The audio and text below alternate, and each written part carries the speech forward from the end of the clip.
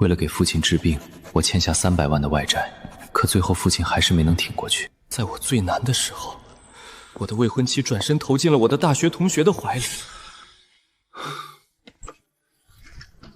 父亲去世后留下的这间超市，是我唯一的东西了。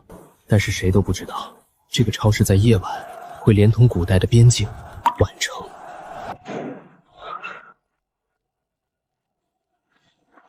林老板，这债什么时候还？钱我会还，给我一些时间。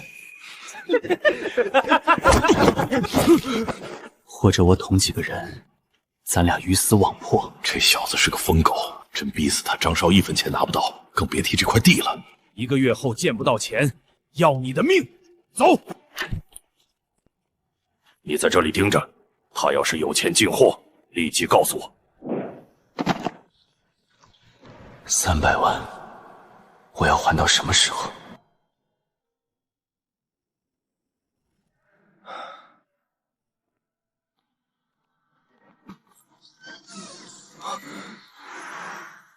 这给我干哪儿来了？这还是国内吗？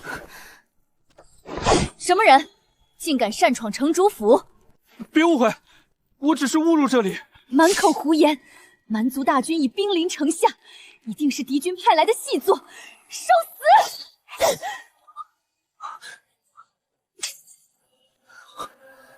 如果能把现代物资卖过来，这就不是问题了。不管了，先救人。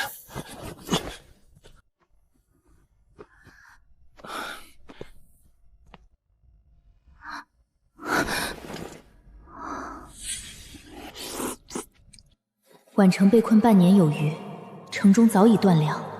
此人从何得来的汤面？掌柜，先前多有冒犯，我是宛城守将池清瑶，想知道掌柜这汤面从何而来，我愿出重金购买。一碗泡面就要重金购买，看来这个城里的人很缺粮啊。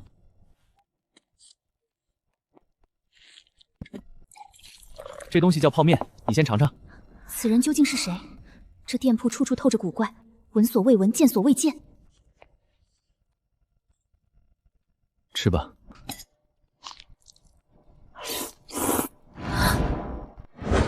太好吃了，这是神仙才能吃到的东西。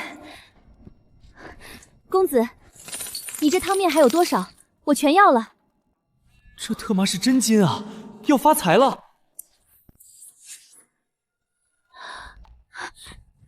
如此多的精粮，我宛城有救了。这里有150袋米面，一共3000斤，不够的话还能进货。公子大恩，宛城3万散民记住了。这块玉佩全当定金，待我回城，立刻命人将金银送来。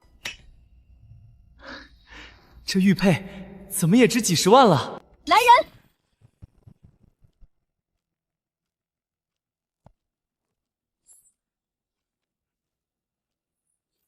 将军，此人是谁？这是何处？这位公子是来给我们送粮的。将军，此人身形瘦弱，服饰也与我大卫不同，怎可能突破蛮夷大军送来粮草？将军莫不是遭了蒙骗，盲信了这蛮夷细作？李虎，不可对公子无礼。我是不是细作口说无凭？你们看了就知道了。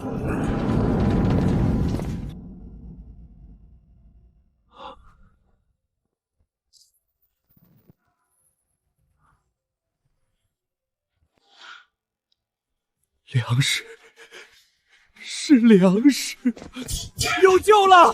我们有救了！苍天有眼啊！先前多有冒犯，城中缺水缺粮，人心惶惶。我担心蛮夷奸细，还望公子莫怪。公子大恩，金银稍后便到。公子，这些金银全当货款，不知是否足够？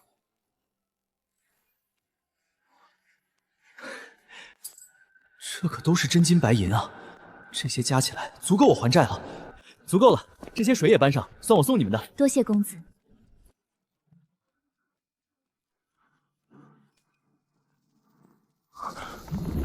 怎么回事？早上6点我就会返回现代。这一箱金银就是我翻身的第1桶金。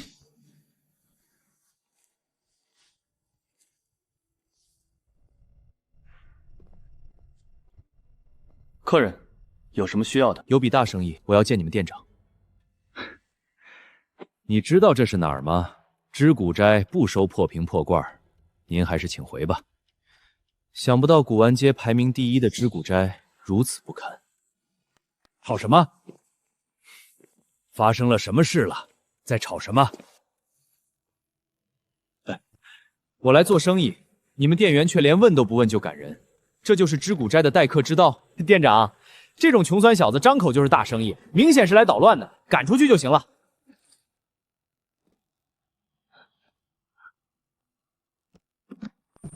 啊！这金锭，小伙子，这金银什么来历？祖传的。这玉佩上的花纹我从未见过，难不成是尚未发现的朝代或者技艺？这玉佩我可出200万收购，若是拍卖还能更高，但金银来历不明，只能按照散碎金银收。金银现结，玉佩拍卖。12锭银子50万，10锭金子300万，共350万。我名王百川，若是以后还有类似的古物，可随时联系我，价格好商量。你被开除了，知古斋不需要你这种员工。池清瑶那边需要大量的粮食和水，3万人哪怕每天只吃1碗饭，需要的粮食也是天文数字。压缩饼干这类东西才是现在最需要的。林老弟，我赶时间，听说你要进货。王哥，你这里的压缩饼干和矿泉水还有多少？我全要了。不是老哥不相信你，你现在1分钱没有，还有钱进货吗？想随便买一点，去那边超市。老哥我忙得很，没时间陪你胡闹。定金已经转过去了，今天晚上前货物要就位。钱到位都好说，老弟你等着收货就行了。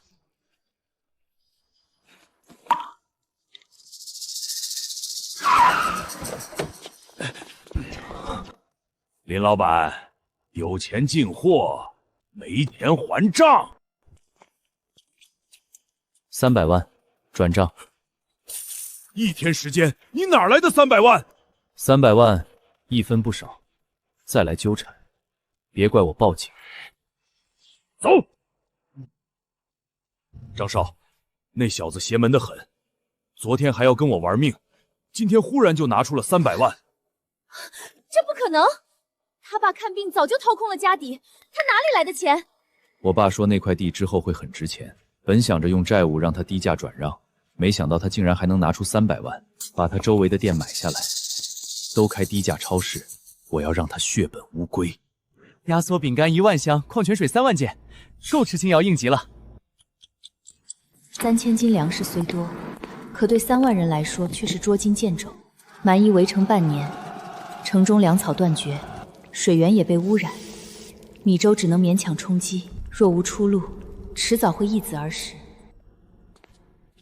这是观音土，这叫压缩饼干，1块就能顶一顿饭。这里面竟然有盐，还有糖。公子，这压缩饼干还有多少？糖盐之物，便是皇城都不常见。压缩饼干1块便能充饥，更是珍贵之物。是我失言，公子莫怪。不多，只有1万箱。1万箱！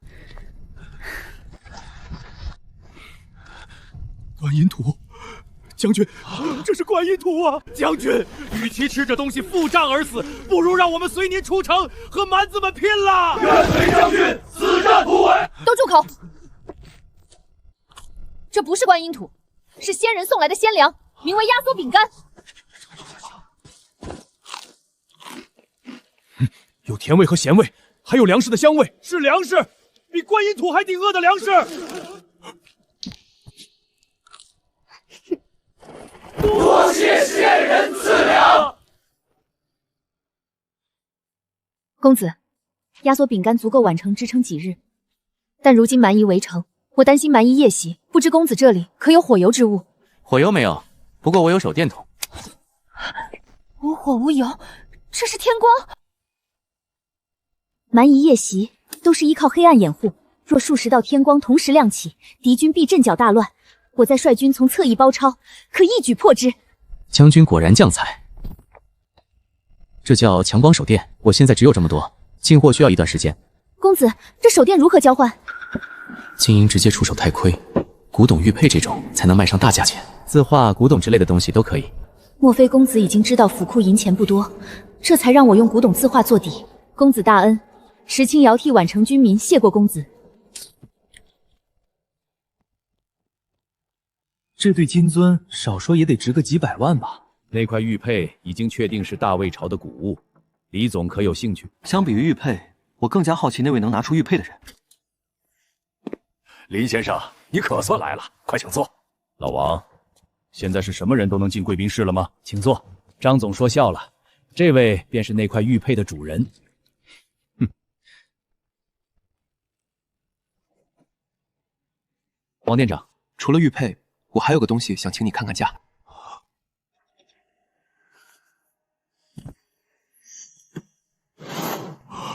这是大魏时期的金尊，错不了，绝对是大魏皇室的玉物。小子，我是强盛集团的董事长，500万卖给我，这钱够你花一辈子了。强盛集团董事长，原来是张然他爸。小子，别给脸不要脸，这种见不得光的东西，500万都没人敢要。小伙子，我叫李建林，来自益达集团，我对你的金尊和玉佩都很感兴趣，3000万我全要了，交个朋友，如何？李建林，你是铁了心要和我强盛集团作对？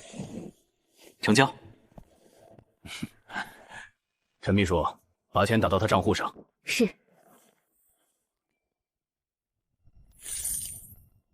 林先生，以后有好东西随时联系我。一间超市能储存的货物还是太少了，把周围几间商铺全部买下来做仓库，才能满足宛城那边的需求。先生，看住宅还是商铺？我要看商铺。我们这里的商铺都是整组出售，价格不低。这5间铺子打包多少钱？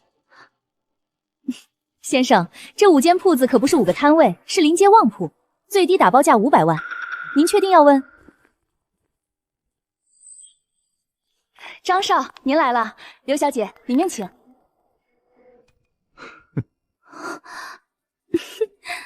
凌晨，你怎么在这儿？怎么，债刚还完就开始做发财梦了？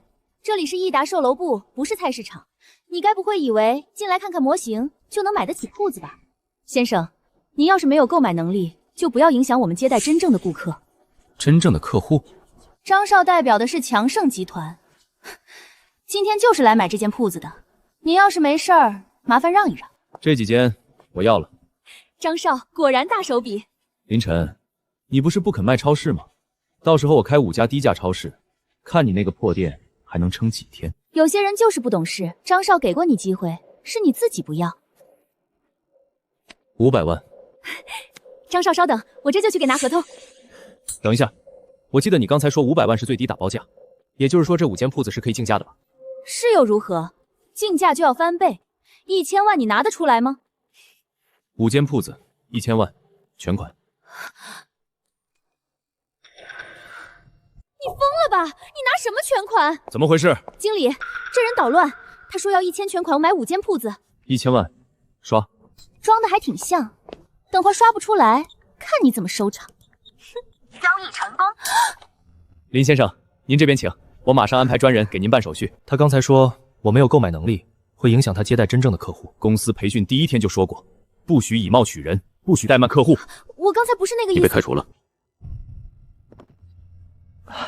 林先生，是我们管理不到位，让您受委屈了。您放心，后续手续我亲自跟进，绝不会再出任何问题。办手续。林先生，请。我一定要查清楚他的钱到底是哪儿来的。超市周围的铺子到手了，以后这里就是我运送物资的第1座仓库。宛城要守城，光凭手电筒肯定不够，必须加固城防。哎呦，林老弟，有什么吩咐？王哥，我要100个手电筒，对讲机50对，铁链和铁丝网越多越好。这些东西可不好弄啊。不过老弟你放心，天黑之前保证送到。你是说忽然来了个仙人，带来了足够3万人吃的东西？可汗饶命，小人亲眼所见，从城主府当中搬出大量食物，还有清水。一派胡言！宛城4面皆被围困，什么人能送进去3万人的粮食？哼，不过几天粮食，无需在意。赵王已断了宛城支援，如今宛城就是一座孤城。胡言，你带些人马夜袭宛城，今晚别让池清瑶知道，神仙也救不了宛城。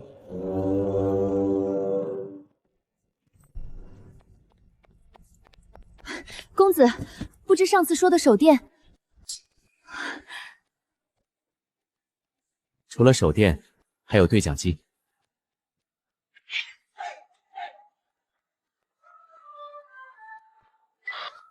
这叫对讲机，可以远距离传信。千里传烟，如此一来，我在城楼上也可号令全军。将对讲机和手电分发给各处城防校尉，让他们听令行事。将军，这挺疙瘩有何用处？李虎，可能听到本将的声音。将军，末将听到了。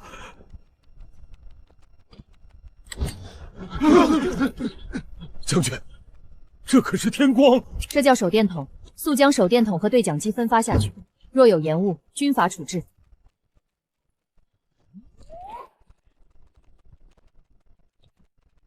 石青瑶，今日便是宛城城破之日。放天光！我的眼睛！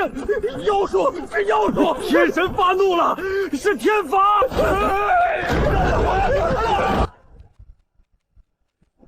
将士们，随我迎战！活捉孤言者赏10块饼干。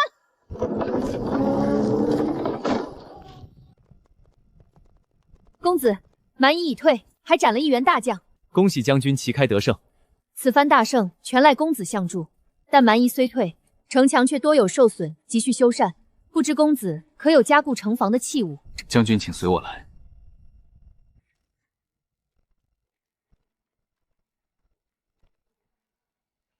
公子莫非能未卜先知，怎会提前备好这般多守城器物？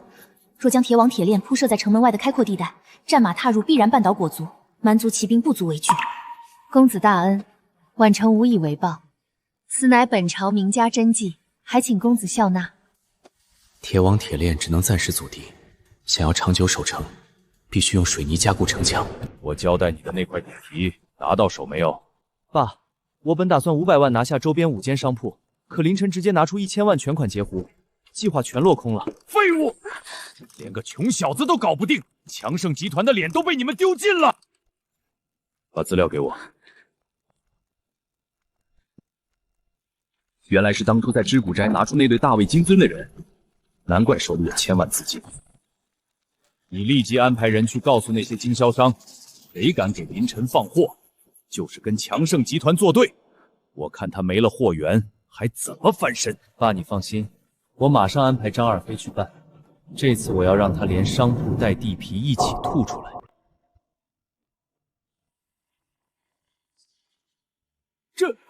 这是玉笔。先是大卫金尊，现在又是玉笔真迹，这年轻人祖上，莫不是与大魏王朝有些联系？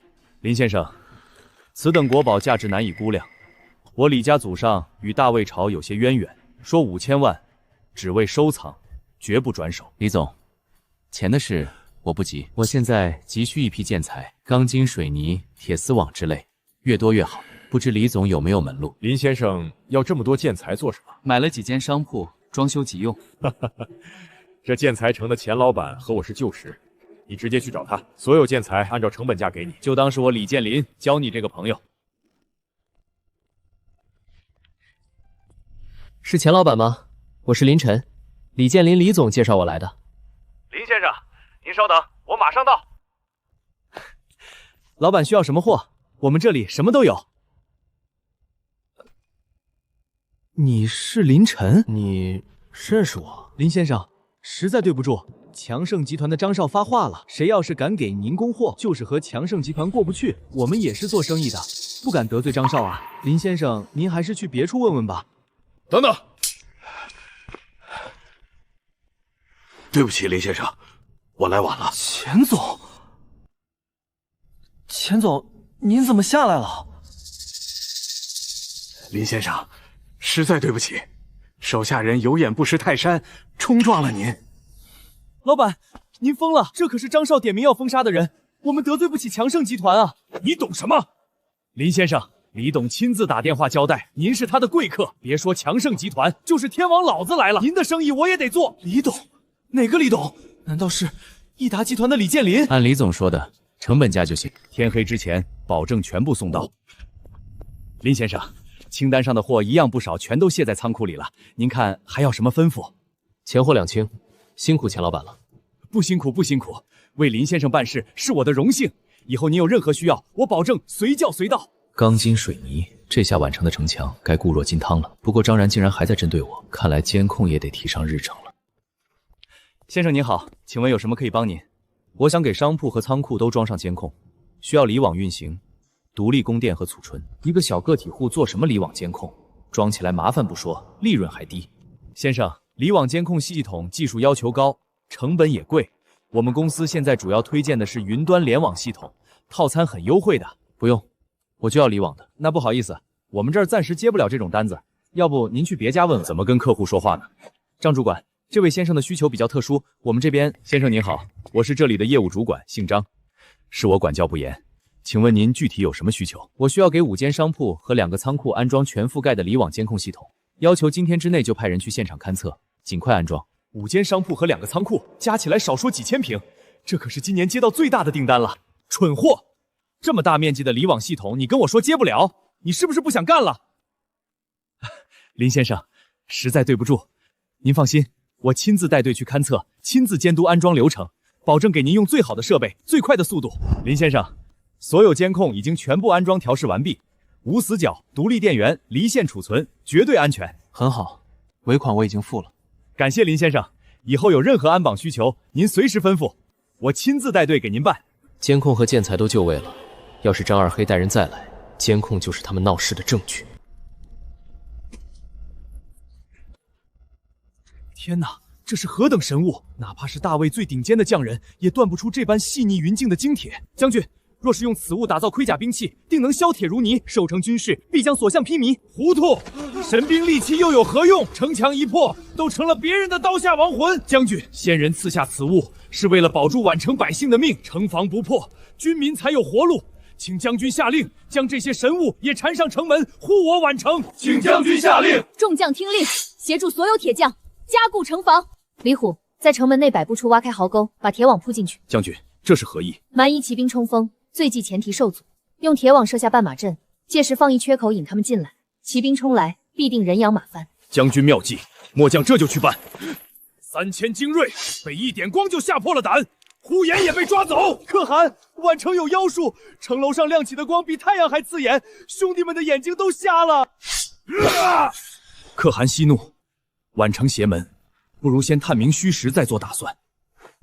赵王已断了他们的援兵，宛城不过是强弩之末。集结全军，明日白日强攻宛城！我要拿池清瑶的头骨做酒杯。王爷，宛城急报，池清瑶不仅得了大量粮草，更有能发光的妖物大败蛮夷，守城无忧。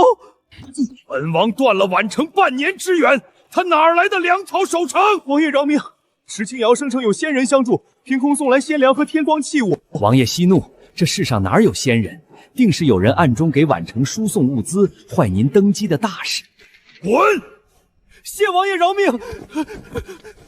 哼，装神弄鬼，坏我全盘计划。传影卫，潜入宛城，杀了那个给池清瑶送物资的神秘人。属下遵命，定取其首级。池清瑶，本王倒要看看你这所谓的仙人能不能挡住本王的刀。公子，铁丝网我已全部用于加固城防，只用铁链铁丝网不够结实，我需要城中最好的工匠。李虎，速将城中所有泥瓦巧匠请来，不得有误。是。过来看看。公子，这是何物？这叫平板电脑，无火无烛，竟能显化影像。这不是凡间之物，这是仙家至宝。看屏幕，这是钢筋混凝土的制作方法。唉，公子，宛城被困数月，城中连树皮都被啃光了，从何处寻着铸成的石灰？公子，这是何物？这叫水泥，按比例加水和沙土搅拌，晾干后比石头还硬。这般细如面粉，遇水竟能化作坚石。仙土，这是仙土啊！公子大恩，宛城居民永世不忘。若能守住此城，清瑶必有重谢。重谢以后再说，先把城守住。蛮夷随时可能攻城，抓紧时间。李虎，立即召集全城居民搬运仙土，今夜务必加固四面城墙。得令。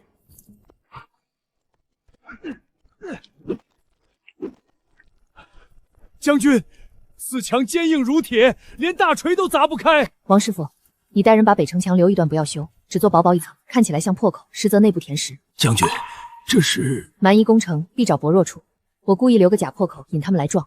等他们聚集在破口下，我再用滚木裂石一举歼之。将军神机妙算，老朽这就去办。将军这一手比仙人的法器还狠。诸位加快速度，天亮之前务必修复城墙。万胜！万胜！万胜！快去仓库搬仙土，加固城门。仙人赐下仙土，宛城绝对守得住。装神弄鬼，什么仙土？等我杀了那个神秘人，看你们拿什么收场！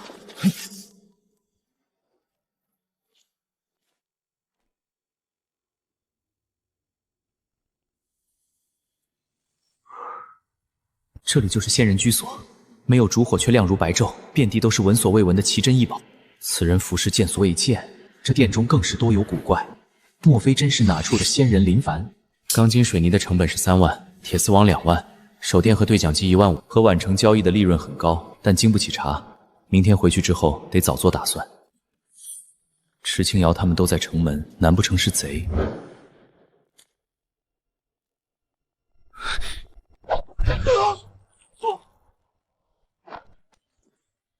公子，这是什么人？来杀我的刺客。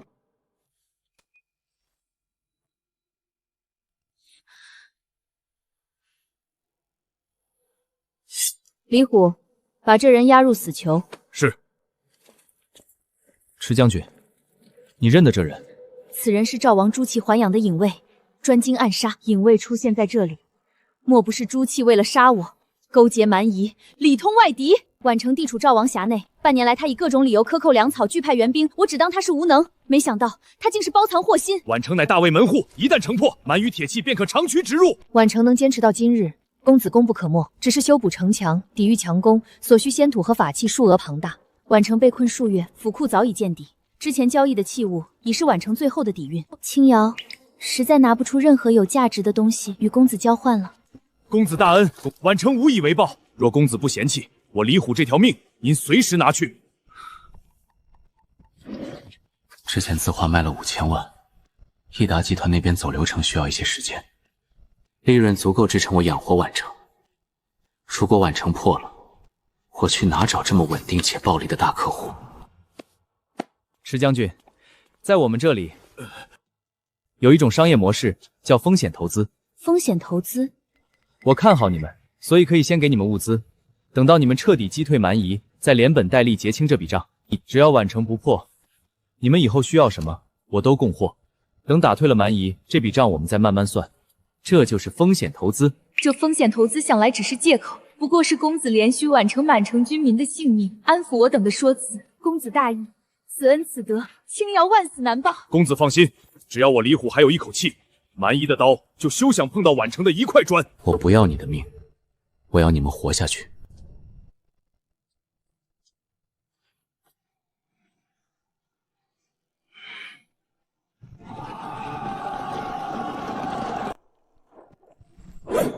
给我攻城！先登城头者，赏金10000两。弓箭手准备，听我号令，不要浪费箭矢，等他们进入射程。遵命，兄弟们，有仙人庇佑，今日就让这帮蛮子有来无回。怎么回事？钩子挂不住，墙面太滑了。这宛城的城墙前日还被砸开大半，今日怎恢复如初，还如此光滑？哼！挂不上就搭云梯，给我上！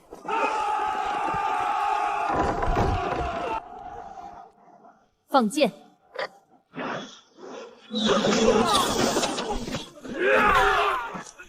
这城墙为何砸不开？妖术，一定是妖术！快来呀！爷爷我还没杀过瘾。莫非真有妖人施法？这才让我族连连受挫。废物，都是废物！几千人攻不上一座破城。可汗，这宛城处处透着诡异，城墙坚不可摧，定是那妖人用了妖术。闭嘴！扰乱军心，本王先砍了你的头！上骑兵，上工程车！本王就不信这破墙和城门一样坚固，内出旧墙果然最薄。冲进去，先入城者赏金10000两。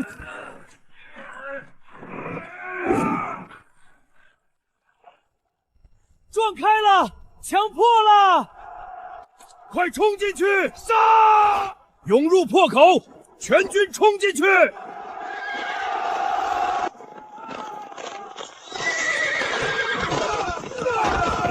有埋伏，是陷阱！可汗，那是陷阱，他们故意留了薄弱处引我们入瓮，快撤！我10万大军踏也踏平宛城，继续冲！关门，杀！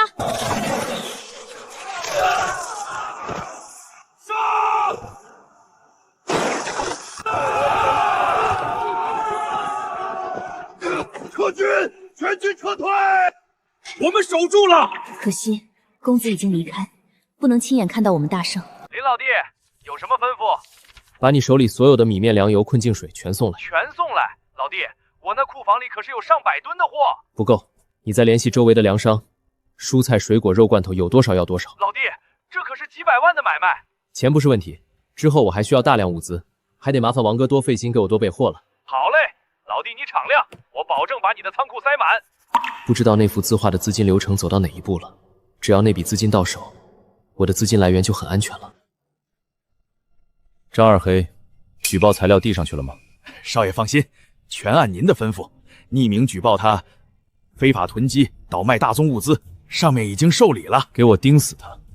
一旦有关部门去查封，立刻带人去把他的货全给我砸了。明白，我这就去安排。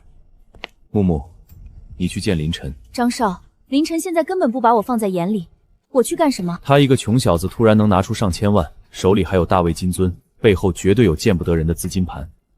你去把他的资金来源套出来。张少，我可不想跟那个舔狗说话。事成之后，这辆保时捷就是你的，不仅能拿车，还能亲眼看着那个废物身败名裂。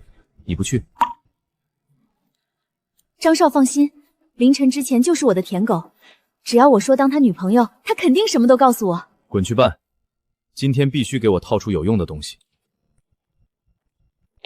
林老弟，你要的货第一批先给你送来了，你点点数。王哥，这是我们后续合作的合同，你看一下。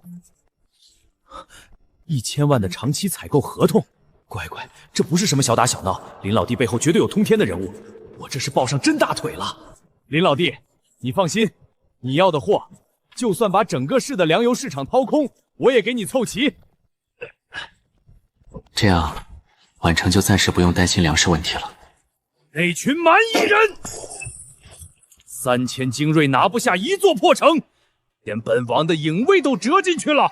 王爷息怒，宛城城墙一夜之间坚如磐石，蛮夷的工程车都撞不开，吃了可汗重伤撤军了。坚如磐石，石青瑶哪来的通天手段？给我滚出去！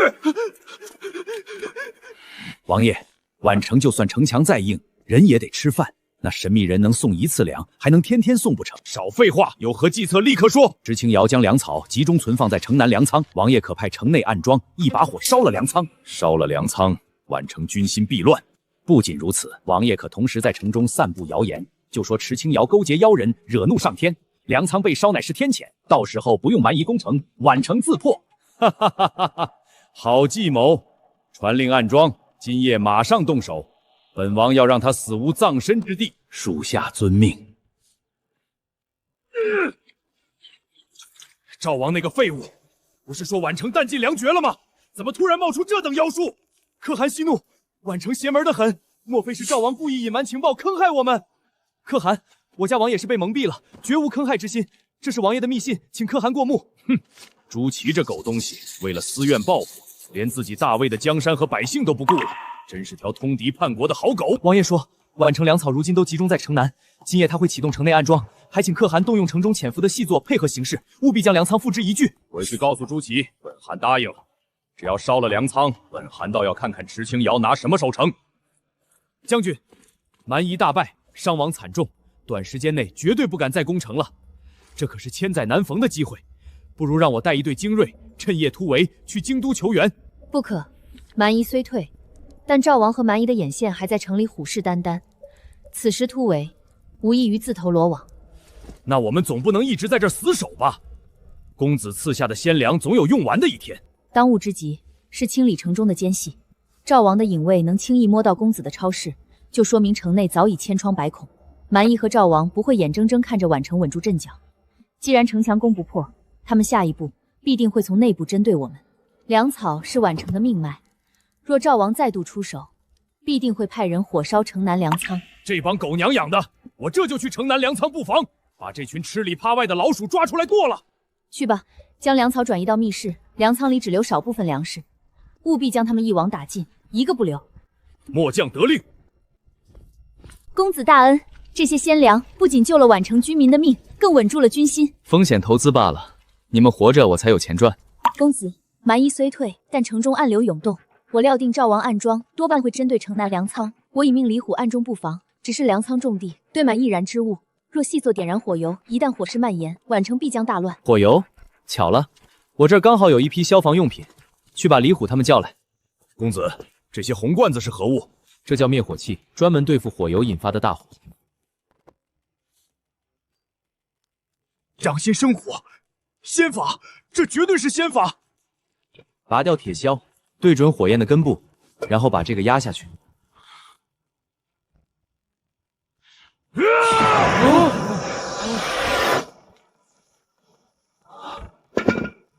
喷云吐雾，这是专门克制火焰的仙器呀！公子，这红布有何作用？这个叫灭火毯，用法更简单。公子，就这么一块布也能灭火？李虎，用那块布盖上去。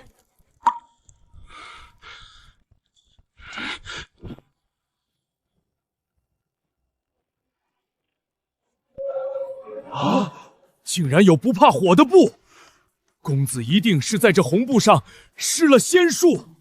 此物竟能随心控制火焰生灭，比火折子精巧万倍。若是以此物，宛城也可反制蛮夷。都准备好了，大人放心，我已安排妥当，今夜此处无人打扰。哼，等烧了这粮仓，看石青瑶拿什么为他手下的兵。将军果然料事如神，这帮老鼠真来了。这么多粮草，难不成真有妖人相助？大人多虑了，管他什么妖人仙人，粮草再多，一把火下去，今晚也得全都变成灰。说得对，动手！等你们这群老鼠很久了。怎么可能？你们怎么会在这里？等你来送死！别慌，一半人给我拦住他们，另一半立刻放火，烧了粮仓，他们就完了。救火！太晚了，这么大的火，神仙也救不了。石青瑶完了，宛城也完了。是吗？让你看看什么是仙法。不可能，我怎么会怕这白烟？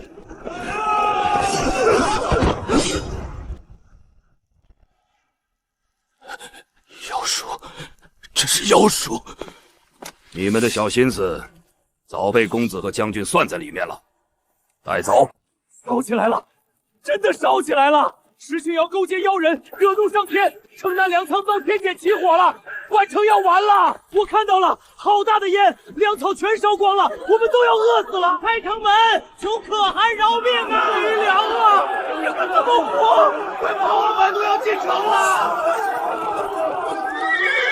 肃静！石青瑶已经投靠了蛮夷，大家快跑！急报，城南粮仓无恙，蛮夷已被李将军全部活捉。没烧，那刚才的烟是怎么回事？那是仙人赐下的灭火仙法，拿下，一个都不许放过！我不信，我明明看到那么大的烟！砍了！将军饶命，我们也是受人指使。押回去。跪下！说，谁派你们来的？是赵王朱祁。赵王说，只要粮仓一烧，蛮族明日便攻城。他还答应蛮夷可汗，事成之后献出边关3城。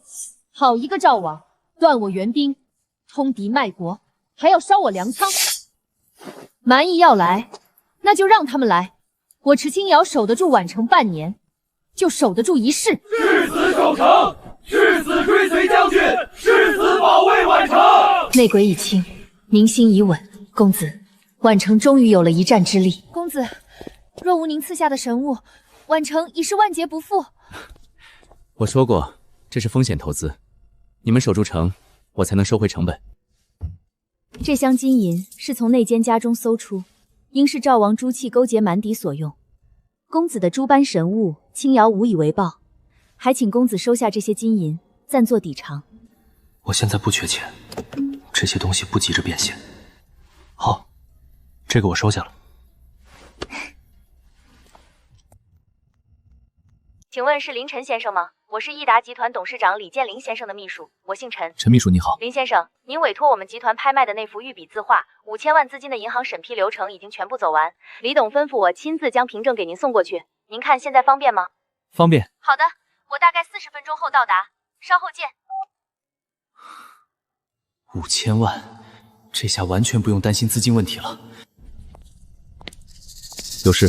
凌晨，我知道以前是我不对，我不该被金钱蒙蔽了双眼，你能不能再给我一次机会？张然让你来的？不是的，跟张少没关系，是我自己想。是想来套我的资金来源，还是想看看我这超市里有什么见不得人的东西？看到了吗？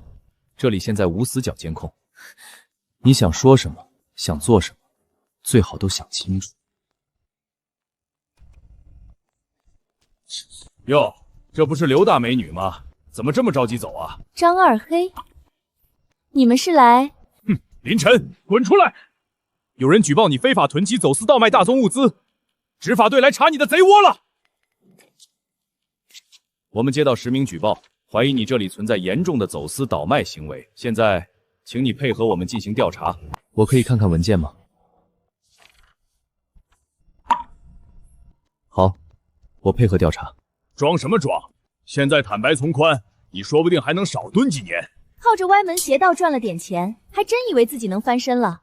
别异想天开了，赶紧认罪吧。这是我的进货单，你们查吧。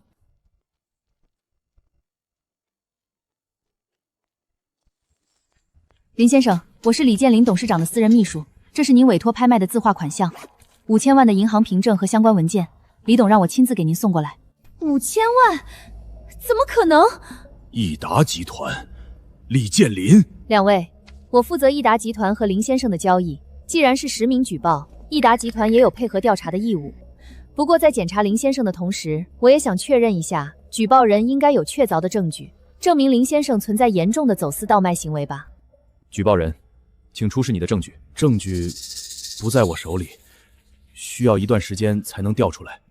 陈秘书，我想咨询一下，像这种毫无根据的恶意举报，对我的声誉和正常经营造成了严重影响，我能告他们诬告吗？当然可以，林先生请放心，益达集团的法务部随时为您服务。李董，事情已经安排妥当了，林先生非常冷静，咬死恶意诬告，不愿和解。这次强盛集团吃了个大亏。这个林晨有点意思，面对强盛集团的打压，还能反将一军，让强盛集团吃了个哑巴亏。董事长，我已经查过了，那个刘木是林先生的前女友，分手之后和强盛集团的总经理张然勾结，以张然女朋友自居。这次恶意举报可以说是张然指使的。张恒那个老狐狸，生了这么个蠢儿子，用这种下三滥的手段，不仅没拿到那块地，还把自己的脸送过来让我打，给媒体那边透个风声，就说强盛集团总经理张然指使其女友恶意诬告普通商户，意图强取豪夺。我这就去办。张恒，你好像惹了个不得了的人啊！蠢货！我让你去拿地，不是让你去给我丢人现眼。现在全城都知道我张恒的儿子为了个女人，用这种上不了台面的手段去欺负一个开超市的。爸，这都是意外，我也没想到益达集团的李建林在给林晨撑腰。你还有脸提李建林？你知不知道因为你的愚蠢，集团股价跌了多少？那块地对集团非常重要，未来5年的核心商业区项目都在那里。你要是没那个脑子弄到那块地，就给我滚蛋！爸，我错了，我在想别的办法。我要的是结果。如果那块地再拿不下来，你就不用想着继承集团了，滚吧。强盛集团这边还有益达集团制衡，宛城那边却是大问题。我不可能一直一车一车给他们运输物资，杀退蛮夷才能破局。宛城当中的赵王暗探都已经被拔除，但难保不会有叛徒存在。林先生，有什么吩咐？上次那批建材的质量可还满意？钱老板，我需要一批急货。您说，别说1批，10批都给您办妥。在咱们市，没有我老钱搞不到的货。我要20台无人机，能断网用带夜视的那种，明天之内必须送到我的仓库。我这就去联系，明天保证送到。希望这些东西能让宛城转危为安。废物，都是废物！烧仓失败不说，连城里的暗桩都被人拔了个干净。本王养你们何用？王爷息怒，城中烧粮不成，我们可以收买城门校尉，里应外合，趁夜打开城门。哼，接着说。宛城防守虽严，但城门值守的校尉中有1人曾被我们收买，并未被池清瑶发现。只要里应外合，趁夜开城，蛮夷铁骑一冲即入。届时城门一开，蛮夷涌入，就算那人真是神仙，也回天乏术，宛城不攻自破。此计不错，你亲自安排人手潜入宛城，联系那城门校尉，敢挡本王的路，本王要让池清瑶和那3万军民全都和宛城陪葬。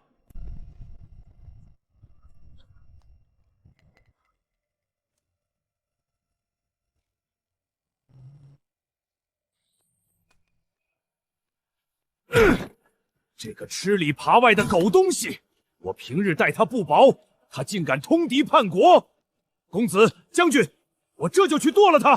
不急，只杀1个叛徒，太便宜他们了。他们想里应外合，我们就给他们来个瓮中捉鳖。传令下去，让埋伏在2侧瓮城内的第1、第2个小队准备，等蛮族先锋入城，立刻封死城门，1个不留。遵命。干得不错！等我们拿下城楼，大军一到，你就是头功。赵王和可汗重重有赏。多谢队长，荣华富贵就全靠您了。埋伏！有埋伏！不可能！你们怎么会知道？你的荣华富贵，今天就由我老李亲自送你上路。冲出去！跟他们拼了！往前！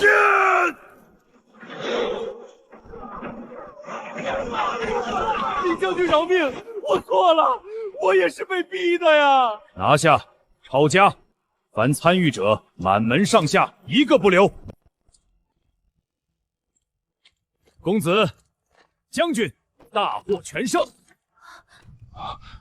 那叛徒和他手下的党羽已经全部拿下，这些都是从他家中抄出来的，还有他与赵王朱祁来往的密信，铁证如山。若非有公子的天眼相助，后果不堪设想。此物之神异，远胜千军万马。赵王和蛮夷亡我宛城之心不死，一计不成，必有后计。我们不能总是被动防守。将军，您说我们该怎么办？以其人之道还治其人之身。他们想烧我们的粮仓，我们就去烧了他们的。蛮夷大营防守严密，但他们绝想不到我们能在黑夜中视物，还能从高空俯瞰他们整个营地的布防。我打算派一支精锐小队，借助公子的无人机绕开正面防线，从小路夜袭蛮夷的粮草大营。就算此举不能让蛮夷立刻退兵，也足以让他们军心动荡，后勤大乱。如此，至少能为宛城再争取到宝贵的喘息时间。将军，末将愿为先锋，定要将蛮夷的粮草烧个干干净净。我早就想这么干了。这帮杂碎天天在城外叫嚣，我带一队人，今晚就去把他们老窝点了。不可鲁莽，蛮夷大营守卫森严，巡逻队往来不绝，贸然突袭只会白白牺牲。公子，我想再借您的天眼一用，若能有此物从高空探明敌营虚实，我便有10成把握让他们也尝尝粮草被焚的滋味。没问题，知己知彼，百战不殆。不止一个，我给你们准备了20个天眼，而且为了让你们没有后顾之忧，明天我会再送一批物资过来。20个！公子大恩。我说过，这是风险投资，你们的胜算越大，我的回报才越安稳。去准备吧，我预祝你们大获全胜。多谢公子，青瑶定大胜归来。看来宛城局势比我想的还要严峻，有无人机帮助都无法反攻，只能夜袭粮仓拖延时间。钱老板，我需要一批粗铁链和铁网，量要大。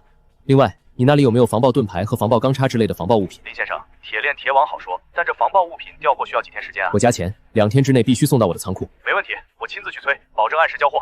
林老弟，你要3000套防刀哥的战术防割服和夜视仪，现在有点难办啊。又是强盛集团，市面上的散户货源全被强盛集团的人扫空了。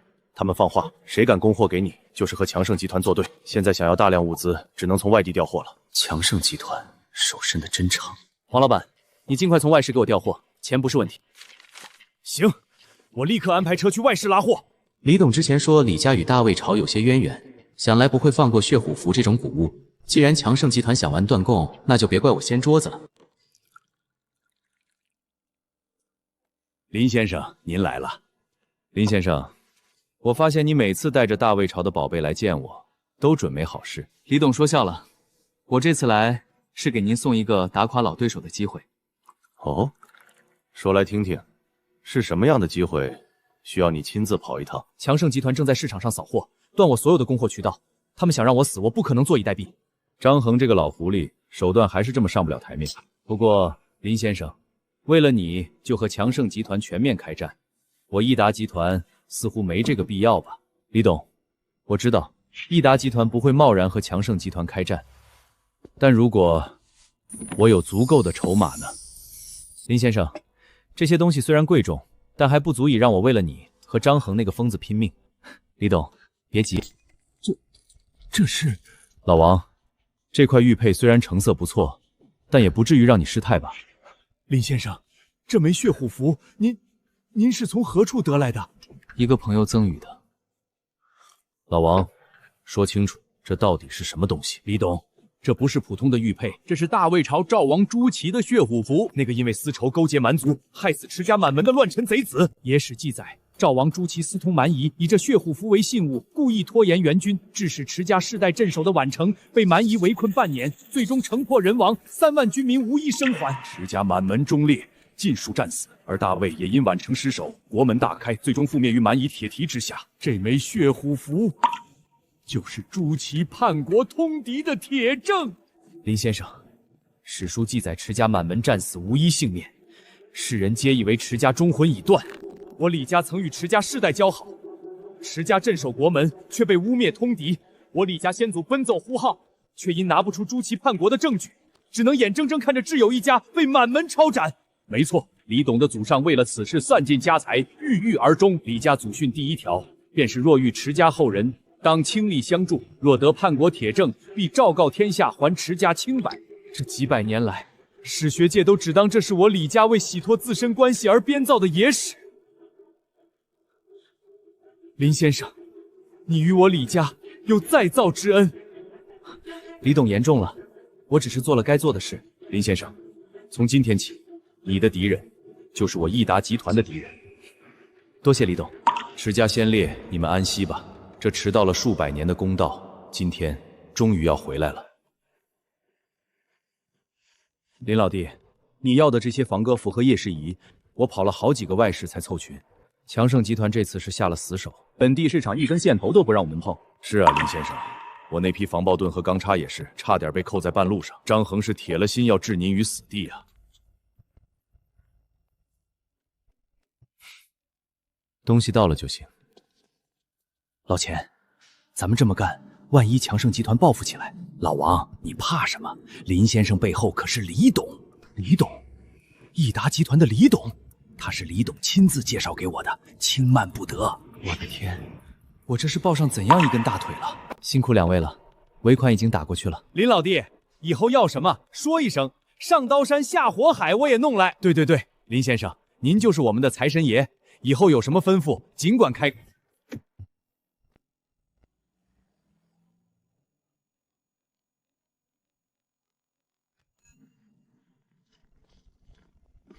东西都备齐了。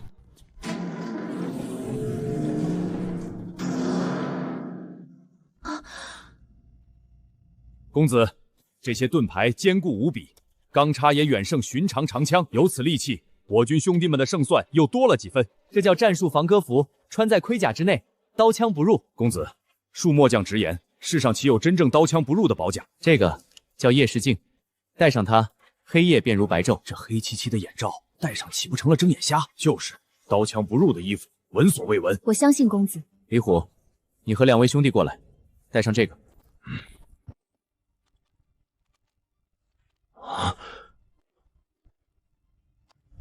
看不见了，什么都看不见了！天，这是什么仙符？李虎，拔刀砍向草人的心口。神物，此乃天神赐下的神物，末将有眼无珠，请公子恕罪。请公子恕罪，我等誓死追随将军，为公子效命。有此仙衣神兵，何愁蛮夷不破？李虎，末将在。挑选1000精锐换装，今夜夜袭蛮夷大营。得令。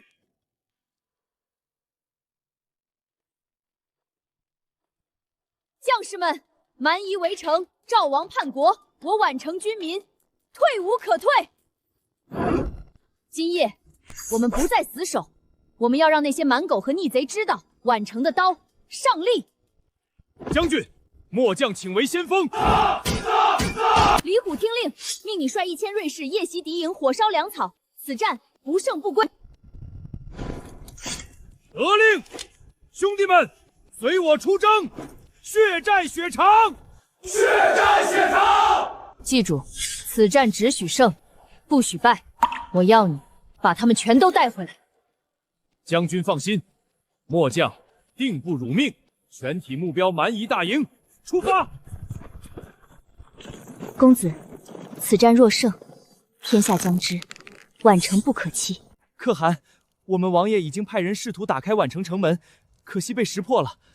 不过，宛城兵力消耗极大，不出3日，必不攻自破。你们赵王的情报次次都说万无一失，结果呢？本汗的先遣队都被杀了个一干二净。可汗息怒，这次千真万确，宛城守军弹尽粮绝，他们撑不住了。好，本汗就再信你一次。传令下去，全军休整，等上3天，看城中情况如何。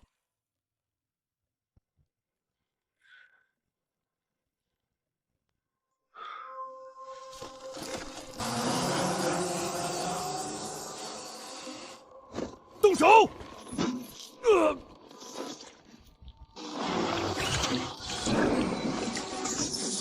放火箭！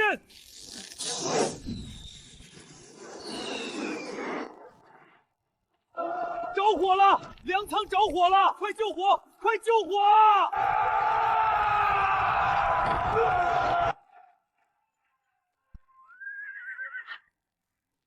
怎么回事？敌人在哪里？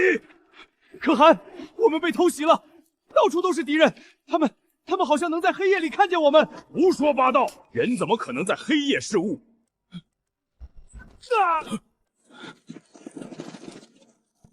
不可能，他们怎么敢出城夜袭？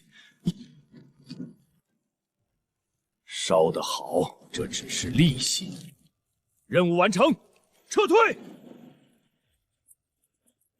这就是朱祁说的宛城无力回天。石青瑶、李虎，本汗要将你宛城上下屠戮殆尽。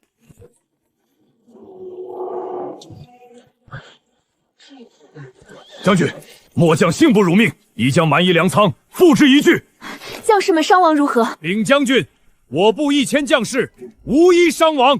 赢了，我们赢了！将军威武，仙人威武！仙人赐下神兵，助我等大破蛮夷。谢仙人神兵！公子，我们做到了。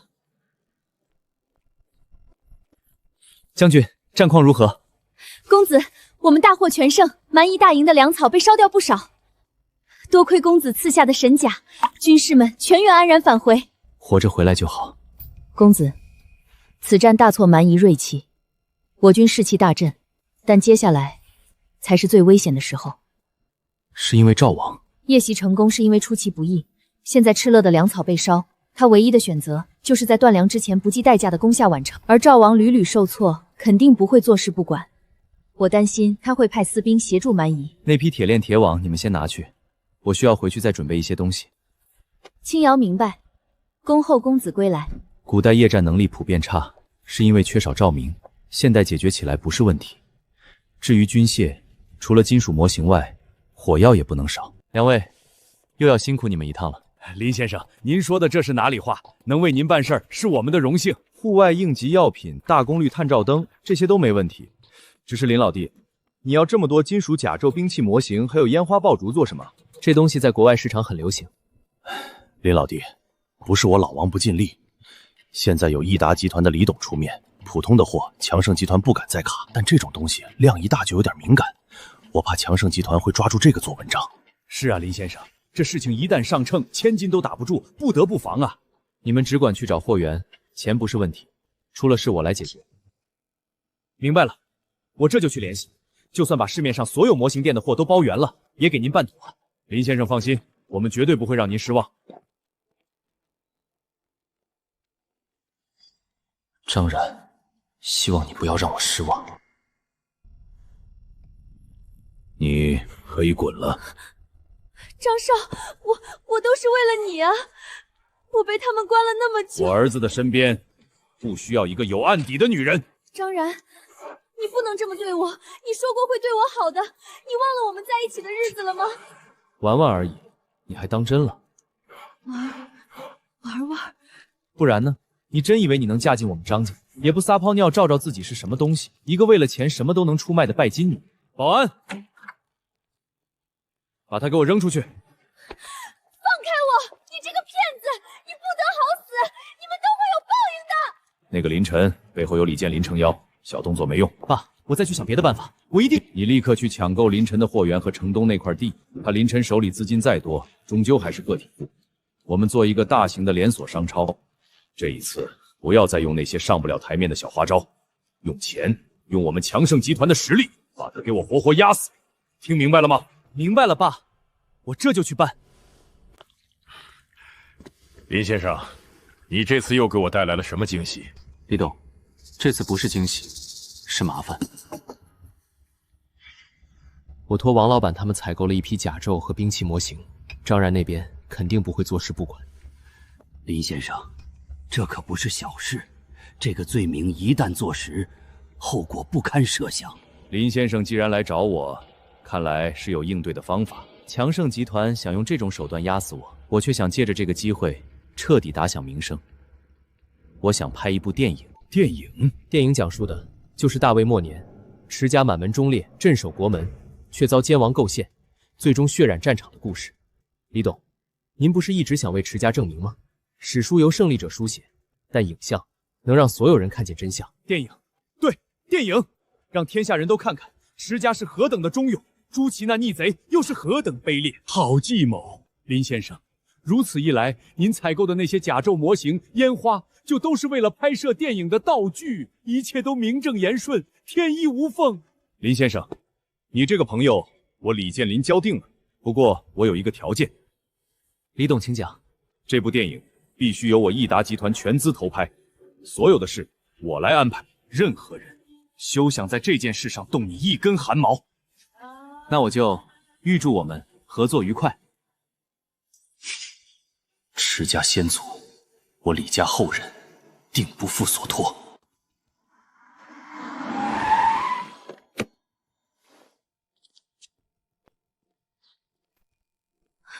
凌晨，你回来了，我知道错了，你原谅我好不好？我们重新开始。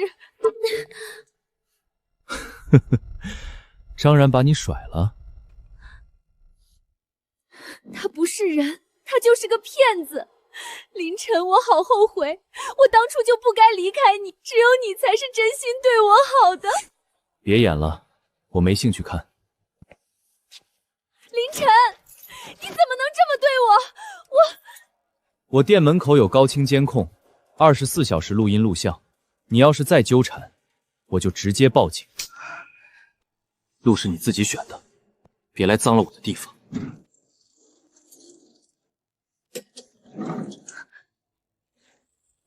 您要的户外应急药品、大功率探照灯还有发电机，全都到齐了。林先生，今天这事儿，老王我这辈子都忘不了。以后您但凡有吩咐，我就是倾家荡产也给您办。两位辛苦了。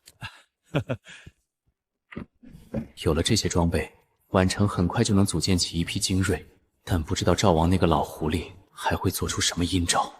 王爷，派去蛮夷大营的探子被敕勒可汗当场斩杀，敕勒还传话说王爷您的情报让他损兵折将，粮草被焚。废物，全都是废物！王爷息怒，石青瑶不过是困兽犹斗，他兵力不足，断然不敢再有下次。不敢！他已经把刀架在本王的脖子上了，烧了敕勒的粮草，就是在打本王的脸。本王苦心经营多年，绝不能毁在一个小小的宛城里。你不是说里应外合是万全之策吗？现在呢？王爷饶命！王爷饶命啊！是属下无能。传我命令，调集3000私兵，即刻前往宛城城外。王爷，可是要即刻攻城，命他们分为数组，从今夜起，夜夜袭扰宛城。本王要让池清瑶和那群贱民夜不能寐，日日活在恐惧之中。属下遵命。公子，您这次又为我们带来了什么神物？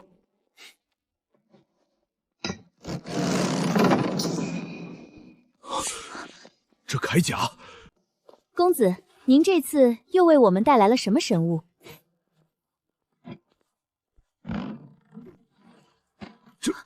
这是好精良的铠甲，公子，这些莫非是？没错，全新的兵器和甲兽，不过它们只是模型，还需要你们的工匠进行最后的开验。模型，拿回去，让城里最好的工匠看看，他们会明白的。闻所未闻，见所未见，此甲浑然一体，找不到一丝接缝。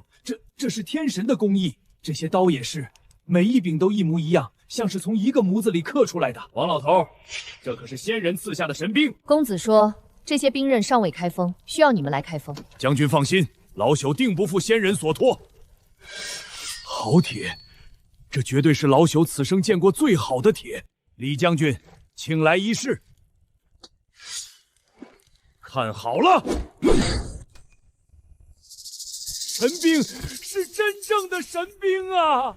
谢仙人赐下神兵，宛城有救了。有此神兵，反攻蛮夷便有希望了。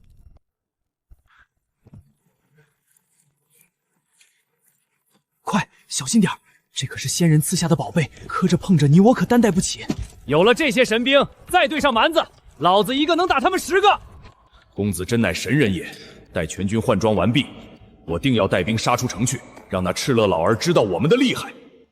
怎么回事？李将军，不好了，南门有敌袭！将军，敌人躲在暗处放箭，我们看不见他们。该死的鼠辈，只会躲在暗处，看我照出你们来！该死，怎么偏偏这时候？他们不是要攻城，是在袭扰，想让我们疲于奔命。守住城楼，不要轻易出击。李虎，随我来。公子，我们遇到了麻烦，城外有一支兵马袭扰，我们根本无法锁定他们的位置。公子赐下的法器没电了。别急，我早有准备。公子，发电机我认得，这大哥的是？这是探照灯。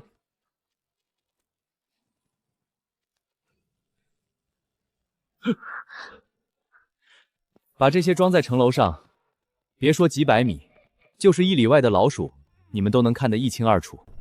头儿，你说那群蛮子是干什么吃的？还有之前派来的那些废物，连这么个破城都拿不下来，可不是嘛？还说什么仙人神器？我看就是一群酒囊饭袋打了败仗，给自己脸上贴金的借口。仙人，本大爷从军10年，只信手里的刀。传令下去，再射一轮，别让他们睡得太安稳。今晚只是开胃菜，王爷要的是让他们日夜不宁，活活被拖垮。等城破了，这城里的金银财宝、女人就都是我们的了。李将军，咱们信公子，他给的仙衣神甲救了咱们的命。可这铁疙瘩，真能照清1里外的老鼠？信？怎么不信？公子的手段，岂是我等凡人能够揣测的？上次的夜视仪，你们不也觉得是天方夜谭吗？话是这么说，可……李虎，准备好了吗？将军，一切就绪。开天光阵，让他们见识一下什么叫真正的神威。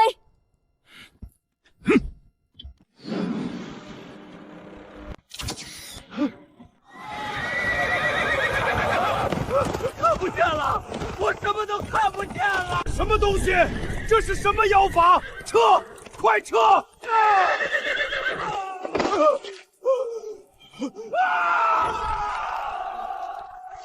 天神下凡，这是天神之光啊！仙人之物，竟能午夜生阳，看到了吗？这就是公子赐下的神威！什么狗屁精锐，在仙人法器之前，不过是一群土鸡瓦狗！李虎，末将在。敌军已溃，但他们的战马是上好的战利品，我宛城正缺骑兵。遵命。我干嘛？弟兄们，仙人神威已为我等荡平前路，随我出城抢马！废物！赵王的精锐连1个时辰都撑不住。可汗，赵王已不可靠，池清瑶的仙气越来越多，再拖下去，我军粮草也快见底了。不如集结全军，孤注一掷，一举攻下宛城。传令全军，明日总攻！我要池清瑶的人头。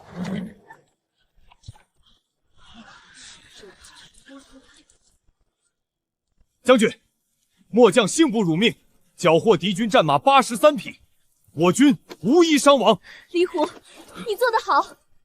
弟兄们，这都是仙人赐下的神威，跟着将军，跟着仙人，我们战无不胜。仙人神威，战无不胜。这骏马好生神骏，赠与公子，定然般配。公子，城外敌军已退，宛城缴获战马83匹，此匹最为神骏，我想赠与公子。意料之中，辛苦了。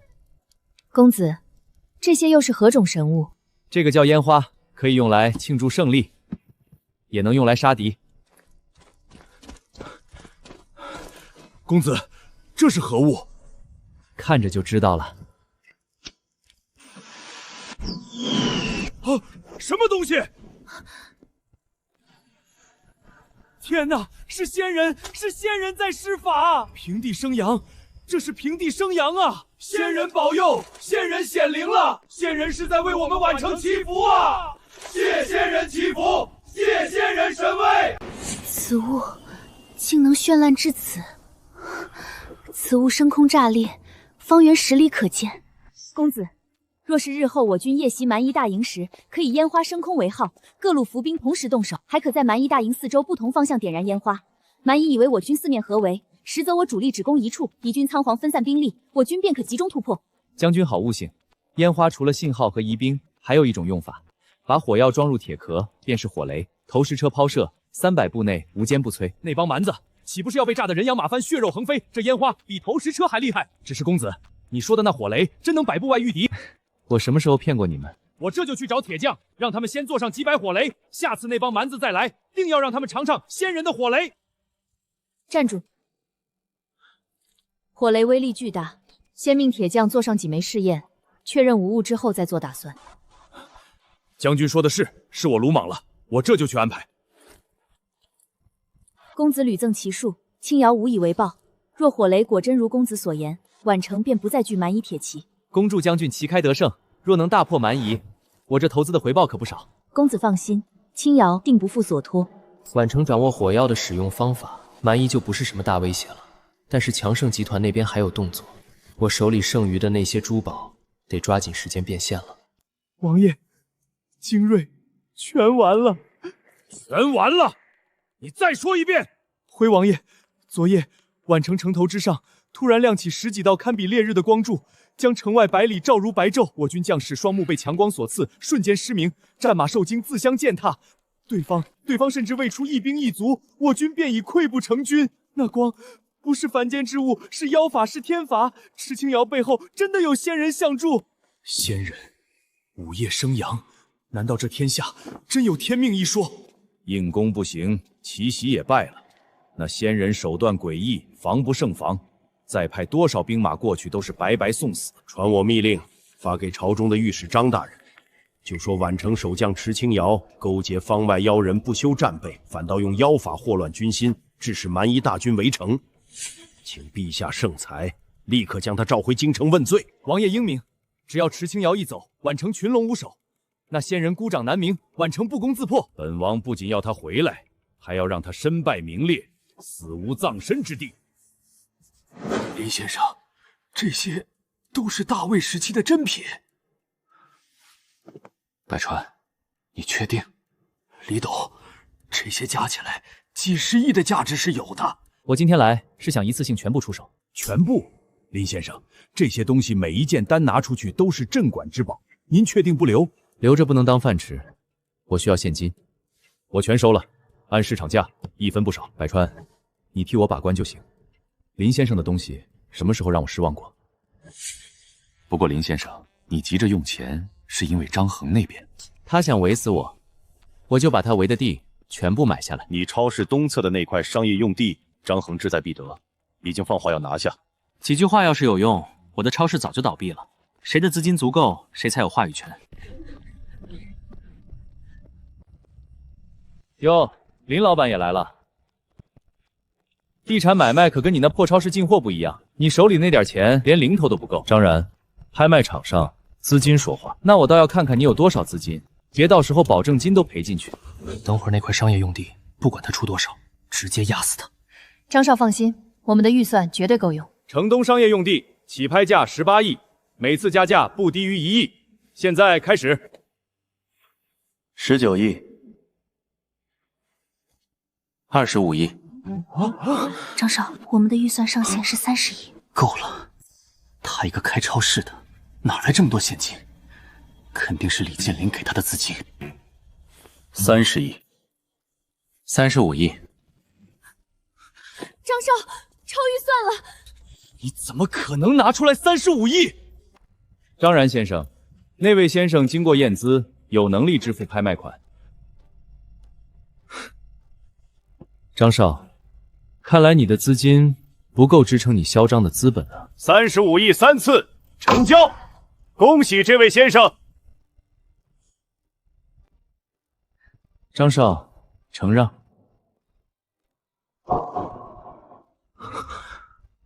完了，成事不足，败事有余。爸，他背后一定是李建林在撑腰。我给你30亿的调度权限，你连1块地都拿不下来。爸，我下次没有下次了。从今天起，你名下所有项目移交给集团副总，自己辞职吧。爸，你不能这样，我是你儿子。儿子？强盛集团不养废物，滚出去！林晨，既然我儿子不中用，那就由我亲自来会会你。那不是强盛集团的张少吗？怎么混成这副德行？听说被他爹踢出公司了，现在就是个废物。看什么看？滚！刷卡！怎么回事？经理，这张卡被冻结了。都是一张一张是。张先生，您的这几张银行卡都已经被冻结了。张先生，您还是想想办法结账吧。你知道我是谁吗？强盛集团总经理，才8万块，我明天让人送来。张先生，不结账就想走，可没那么容易。放开我！你们知道我是谁吗？强盛集团，我爸是张衡。张先生，强盛集团已经确认你的离职信息，你还是想其他办法吧。闭嘴！都给我闭嘴！报警！谁报的警？这位客人消费8万，想逃单。先生，跟我们走一趟。我是强盛集团总经理，你们没资格抓我。就算你是老总，犯法也需要受罚。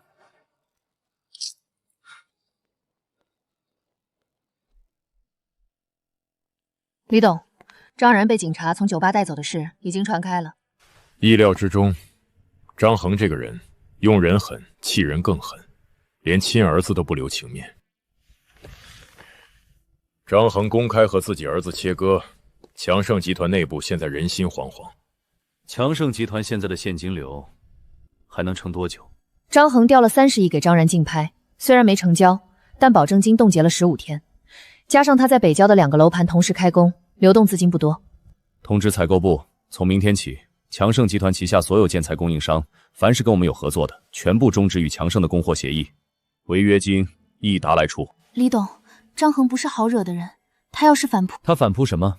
城东那块商业土地已经落在林晨手里，北郊楼盘的供应链被我掐断，他拿什么反扑？您是要把他活拖死？第2步，做空强盛集团的股票，3个月之内，我要让强盛集团的市值缩水1半。李董，我明白了，这就去安排。林晨这个年轻人，可是帮了我一个大忙。张恒这次要吃大亏了。林总，地基工程已经完成40%，比预期提前了5天。材料供应跟上了。跟上了。自从强盛集团那边的供应商跟他们断了合作，好几家主动找上我们，价格还压了1成。那栋楼手续办到哪一步了？强盛集团上周刚把产权转让过来，过户已经完成，这是他们半个月内转给我们的第3处资产了。林老弟，我可不请自来了。半个月3处资产到手，城东地皮开工顺利。林老弟，我得祝贺你啊！李董客气了，没有益达在供应链上的动作，张恒不会这么快割肉。我听说强盛集团的股价这半个月跌了快2成，看来张恒那边资金链快撑不住了。何止2成？他北郊2个楼盘停工，银行那边已经开始催贷。国务院的背书拿到了，影视和文创同步批的，影视改编、文创 IP、展览合作3项全过。国务院的专家组看了你那批文物，连夜开的评审会。国务院那边希望3个月内看到剧本终稿。林老弟，故事你心里有数吗？大魏末年，边城宛城，女将率残兵守孤城，外有蛮夷铁骑，内有藩王暗算。这故事基本上完全还原史实了。我投。影视益达主导，文创你供货，利润对半，成交。超市这边强盛集团已经翻不起什么大浪了，半个月时间，宛城那边的火雷也差不多了，希望一切顺利。将军，按公子图纸所致，第1批火雷共10枚，请将军验收。装填投石车够得着300步吗？将军放心，我亲自叫过射程，300步内稳的。装填，所有人退后50步。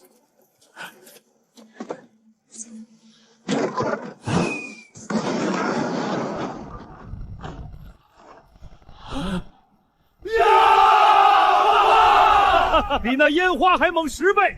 蛮子的盾墙在这东西面前跟纸糊的一样。先人之术，老朽能亲手铸造，死而无憾。王师傅，从今日起，铁匠铺全力赶制火雷，10日之内，我要300枚。将军放心，拼了老命，我也给您赶出来。传令全军，10日后反攻！反攻！反攻！陛下，臣弹劾宛城守将池清瑶3宗大罪。说，其一，池清瑶身为守将，不修正道，勾结方外妖人，以邪术祸乱军心；其二，宛城被围半年，他不思突围请援，反倒闭城自守，居心叵测；其三，坊间传闻宛城军民只知先人，不知朝廷，此乃谋逆之兆。午夜生阳，妖术，池家世代忠臣，不至于吧？张御史说完了。丞相有何高见？高见谈不上，倒有几个问题想请教。宛城被围半年，池清瑶以残兵守独城，至今未失。请问张御史，这是守将无能，还是守将有功？边关战事告急，临阵换将乃兵家大忌，持家3代镇守北境，若真有谋逆之心，他开城投敕勒便是，何必苦守半年，死伤过半？陛下，臣以为此弹劾无凭无据，不过是道听途说，当务之急是增援宛城，而非自毁长城。朝中大将不止池清瑶一人，先传池清瑶回京复命，宛城守将朕自有人选。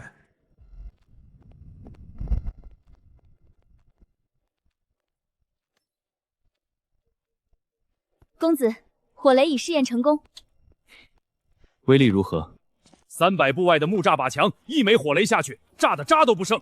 公子所受之法果然威力惊人。火雷落地，方圆5步之内寸草不留，木盾铁甲皆不可挡。若百枚齐发，蛮夷旗阵必定溃散。如此一来，军士们的伤亡也能少很多。公子所言极是，我已命王铁匠全力赶制，10日之内备齐300枚。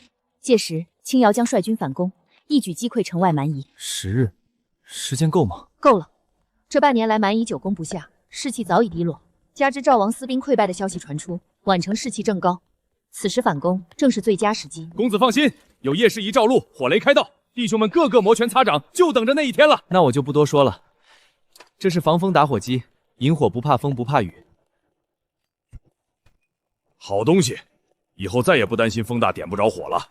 公子，10日之后，青瑶必携捷报来见。我等你们的好消息。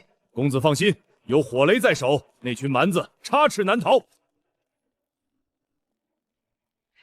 火雷的问题解决了，蛮夷不足为惧。但赵王朱祁不会坐视宛城翻盘，他在朝中经营多年，手段远不止派兵强攻这一条路。池清瑶要是被调走，我之前的投资就全失败。将军，16辆投石车全部校准完毕，火雷320枚已分装到位，骑兵整装待发。王铁匠呢？将军，最后一批火雷的引线检验过了，绝无差池。辛苦了，王师傅推到后方歇息。李虎，你亲率一队骑兵，佩戴夜视翼，先行侦察蛮夷大营，确认敌营动态后即刻汇报。末将领命。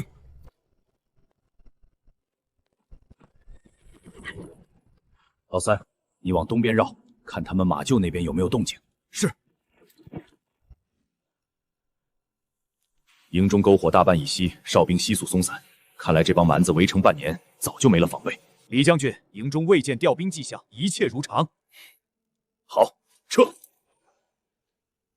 将军，蛮夷大营毫无防备，哨兵松懈，营中篝火多数已灭，大部分蛮兵已经入睡，守卫形同虚设。伏兵呢？有没有异常调动？没有，营地4周2里之内，末将亲自确认过，无任何伏兵痕迹。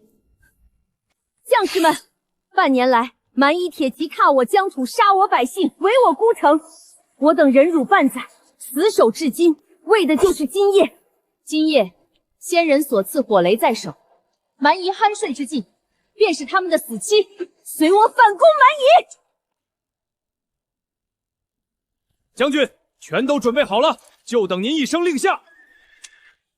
点火手准备，校准目标，敌营中军大帐。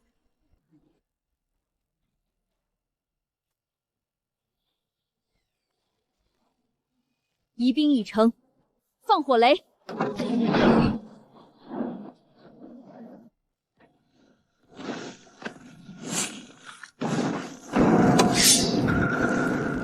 怎么回事？四面楚歌，宛城军四面合围了，快逃！这是什么妖法？拿起武器，给我顶住！是你，池清瑶，你用了什么妖术？你没机会知道了。敕勒已死，降者不杀。太痛快了！那帮蛮子到死都不知道是怎么回事。先人赐下的火雷，真是神威天降。将军，大捷！我军伤亡不足100人，战敌数万，蛮夷主力全军覆没。清点战损，收敛我军将士遗体，所有战利品登记造册。是。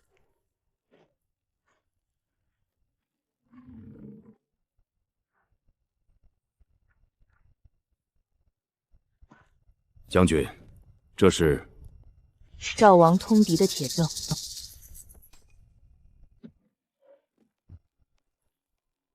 李虎，把这箱东西带上，随我去见公子。公子，我们赢了，赢了！您是没看见那场面，火雷砸下去，地动山摇，蛮子的营地瞬间就成了火海。赤勒那老小子被将军一剑就给结果了。恭喜将军，凯旋而归。此战能胜，全赖公子神物相助。看来我这笔投资回报率相当不错。公子莫要取笑我。公子，这些金银珠宝是此战的部分缴获，但最重要的是里面的东西。这是从赤勒帐中搜出的密信，是赵王朱祁通敌的铁证。他许诺蛮夷，只要拿下宛城，便献出边关3城。果然如此。我即刻便会派亲信将此证物800里加急送往京城，呈于陛下，定要让天下人看清这逆贼的真面目。将军，城外来了一队京城禁军，为首的将领手持圣旨，说要见您。守将池清瑶见过陈将军，不知圣上传旨所谓何事？宛城守将池清瑶接旨。奉天承运，皇帝诏曰：宛城守将池清瑶勾结妖人，玩忽职守，致蛮夷围城数月，民怨沸腾，着即刻卸任，返回京城听候问罪。宛城防务暂由禁军统领陈旺接管。钦此。这不可能！将军率我们血战半年，刚刚才大破蛮夷，怎么会是问罪？这圣旨是假的！放肆！圣旨当前，岂容你咆哮公堂？陈将军，但末将有一事不明。讲。圣旨言我玩忽职守，致蛮夷围城。敢问将军，如今城外蛮夷何在？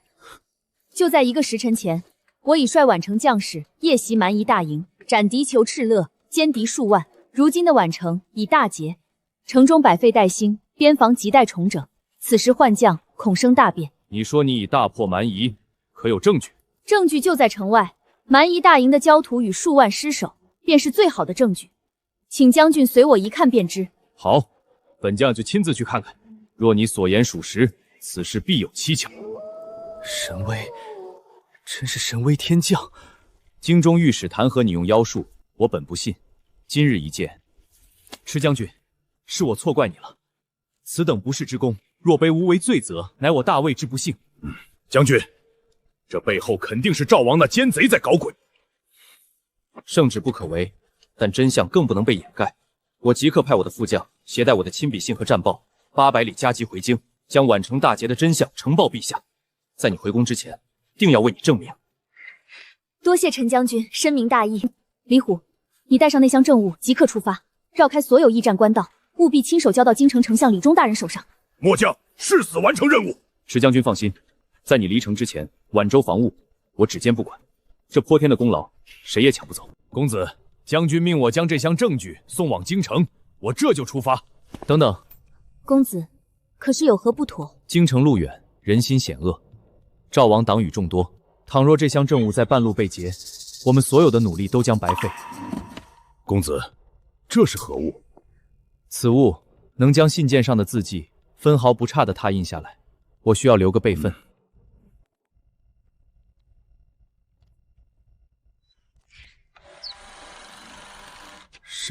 神迹，这简直是仙家法术。路途遥远，小心为上。公子放心，末将就是拼了这条命，也一定送到。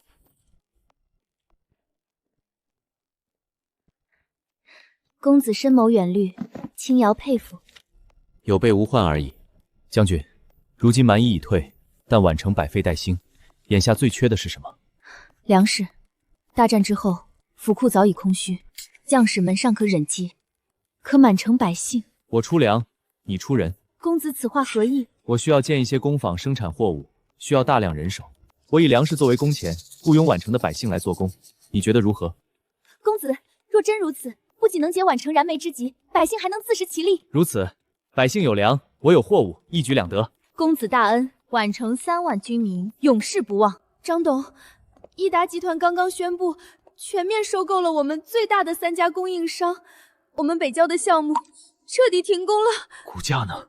开盘就跌停了，银行的催款函已经发过来了，限我们24小时内必须补齐贷款，否则就要启动强制清算。林晨、李建林，张恒在商场几十年，竟然会输给一个开超市的黄毛小子！资不抵债，完了，全完了！不，我还没输光！林晨、李建林，你们想让我死，我就算变成恶鬼，也要从你们身上撕下一块肉来！张董，公司的几位元老股东联合召开了紧急董事会，说要罢免您的董事长职务。罢免我？他们敢？没有我张恒，哪来的强盛集团？我要去看看这群老东西，谁给他们的胆子？他张恒一意孤行，拿公司的钱给他儿子潇洒。现在好了，几十亿打了水漂，公司资金链都快断了，股价已经2个跌停了。再这么下去，我们都得跟着他一起跳楼。我还没死呢，你们就这么急着分家了？强盛集团是我一手创办的，你们今天能坐在这里，都是靠我。现在公司遇到一点小麻烦，你们就要反了。张恒，北郊项目停工，银行催贷断供，这是小麻烦吗？是你毁了大家一辈子的心血。你算个什么东西，也敢教训我？林晨，谁让你进来的？保安呢？把他给我轰出去！各位股东不用紧张，我来是参加董事会的。根据股权转让协议，我的当事人林晨先生已于今日上午从各位股东及2级市场累计收购强盛集团51%的流通股份。从现在起，林晨先生是强盛公司唯一的控股股东。不可能！你们把股份卖给了他。张恒，我们不可能陪着你胡闹。作为控股股东，我在此提议罢免张恒在强盛集团的一切职务，即刻生效。请各位董事表决。同意。张恒，你出局了。我杀了你！你们这群白眼狼，叛徒！没有我，你们全都是穷光蛋！张恒，商场不是你家，我们是股东，不是你的家奴。你把公司当成你的提款机，我们只能换董事长。把他请出去吧，这里已经不欢迎他了。谁是张恒？我就是张恒。你涉嫌职务侵占、偷税漏税、商业贿赂等多项经济犯罪，我们依法对你进行逮捕，请你配合。完了，全完了。林晨，我做鬼也不会放过你。林老弟，恭喜，这么快就拿下了强盛集团，真是后生可畏啊！他自己把路走绝了，我只是顺手推了一把。这可不是顺手一推那么简单。税务和银行的线索是你放出去的吧？釜底抽薪，一步到位，够狠，我喜欢。不过张恒倒了，他的位置空出来了，很多人都在盯着。你这么高调的吃下强盛，已经进了某些大人物的眼，接下来的路可比对付张恒要难走。兵来将挡，水来土掩。好，有需要随时找我。对了，你那个电影的剧本什么时候能看到？我可等着投资呢。快了，张恒解决了，强盛集团也成了我的。现在该轮到京城里的那位赵王了。池清瑶，你可千万要撑住！陛下，禁军统领陈旺将军遣末将800里加急回京，有天大喜讯呈报。讲。宛城大捷，池清瑶将军于10日前率军夜袭蛮夷大营，以先人所赐神物火雷为器，天降神罚，一夜之间全歼蛮夷主力，敌酋敕勒已当场受首。什么？全歼蛮夷？这怎么可能？敕勒死了，围了宛城半年的蛮夷主力就这么没了？张爱卿，你不是说池清瑶必成自首，居心叵测吗？陛下，此乃一派胡言，定是那池清瑶与陈旺串通一气，欺上瞒下。陈旺与池家素有往来，池清瑶自知罪责难逃，便与陈旺合谋，编造出这等天方夜谭的战功，妄图蒙蔽圣听，请陛下降罪。张御史，你似乎很急。丞相何出此言？我这是为朝廷社稷着想，防止奸人蒙骗陛下。哦，那老夫倒想请教，若池将军真要谋逆，为何要全歼蛮夷？开城投降，与敕勒里应外合，岂不更容易？他苦守半年，军民死伤过半，最后拼死一战，就为了编个故事蒙蔽圣上。这谁知他安的什么心？妖术惑众，亦是事实。陛下，是非曲直，派人去宛城一看便知，数万蛮夷尸骨与焦土废墟，做不得假。老夫倒是更好奇，张御史为何如此急于将池将军撤换？莫非宛城换了守将，对张御史您或是您背后的人有什么天大的好处不成？有什么天大的好处不成？丞相大人血口喷人，宛城捷报真假未明，您就急着为池家党羽开脱，莫非您也与此事有关？老夫只问是非，不问党同。倒是张御史你对边关之事如此上心，却处处欲置前线浴血奋战的将士于死地，不知是何道理？陛下，李相妖言惑众，蒙蔽圣听。池家手握兵权，如今又得妖术相助，若不加以遏制，必成心腹大患。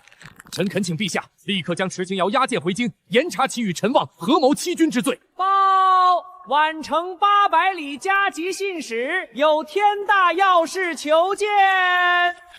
陛下，宛城副将李虎叩见陛下。末将要赵王朱祁通敌叛国，铁证在此。胡说！你这乱臣贼子，竟敢污蔑皇亲国戚！呈上来！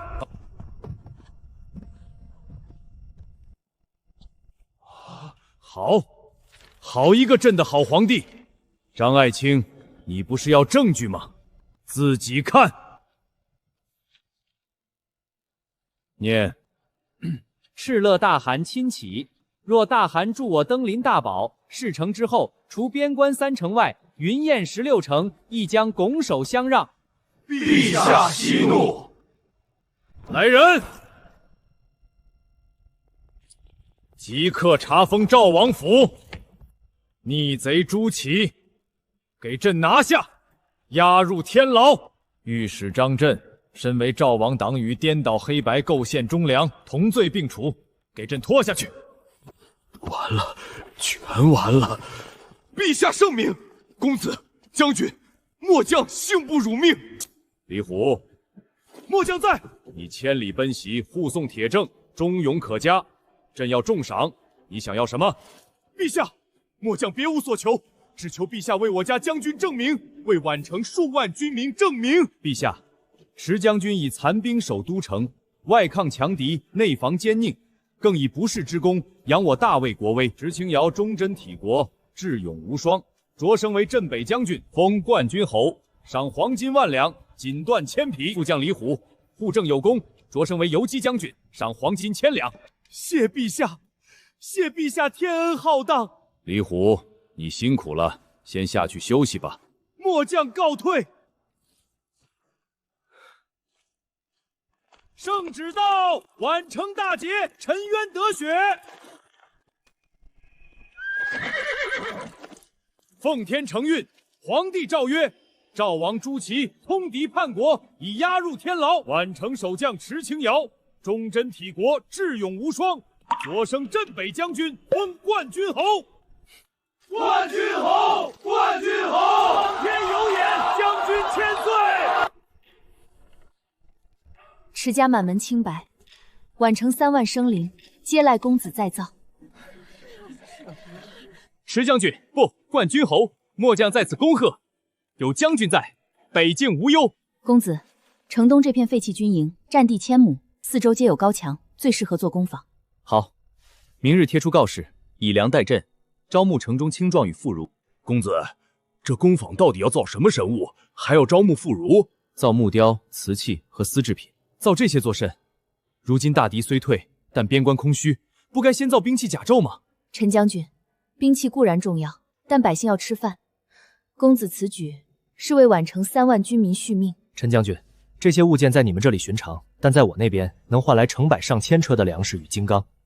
当真？李虎，明日带人清理城东军营，搭建棚顶。我去准备图纸与工具。末将领命，明日日落前必定清理干净。钱老板，我要的脚踏式车床、手动冲压机，还有全套木工刀具，3天内能到吗？林总放心，我联系了3家机械厂，3天内全部运到您的仓库。林总，这是您要的粮油果蔬进货单，您看下还有没有要补充的？速度要快，3天后全部交货。另外，帮我配上10套太阳能充电板，配套的蓄电池、控制器、逆变器和电线电灯也要大量。钱不是问题，质量一定要过硬。林总，您这是要开大型的手作作坊，连蓄电池都配上了。李董那边的文创资格已经办下来了，我这边的生产线也该开起来了。是，林总。林老弟，这是博物院专家组连夜赶出来的文创图纸，大魏时期的木雕摆件、青瓷茶具全在这儿了。全部都要手工产品？博物馆的要求那边催得很紧，第一批样品半个月能出来吗？10天，10天后我把样品交给你。10天？这可是纯手工，就算找国内最顶尖的老手艺人，排期也得1个月呀。林老弟既然说10天，那就一定能办到。李董，影视剧本那边筹备的怎么样了？哈哈哈哈，导演和编剧已经就位，就等你的文创产品出来造势了。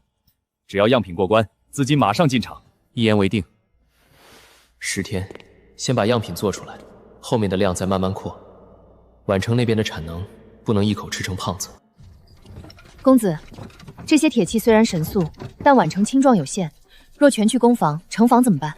这件事你来安排。我已想好，青壮分3班，一班做攻防，一班守城，一班轮休操练，每巡轮换1次。攻防优先招募妇孺和老人做轻活，青壮专管搬运和烧窑等重活。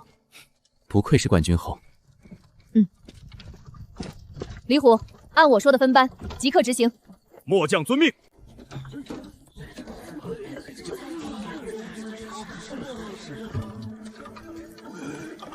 公子，这铁疙瘩是何物？这是脚踏式车床，用来快速切割、打磨木料。老张，您看，这铁家伙转起来比10个壮汉拉锯还快。公子，这机器如此神速，那还需要我们这些人做甚？是啊，这铁疙瘩把活都干了，我们怎么换粮食？公子，我们不要多，1口饭就行，求您别赶我们走。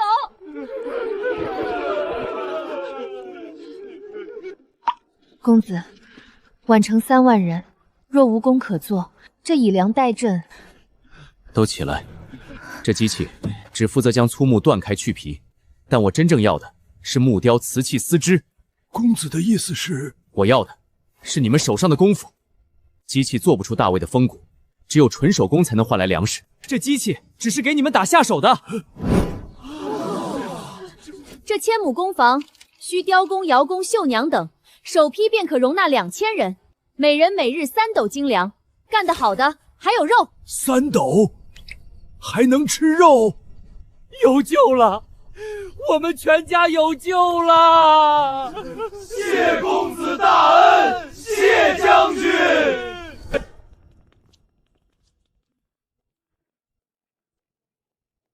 公子，这又是什么神物？黑漆漆的，像盾牌。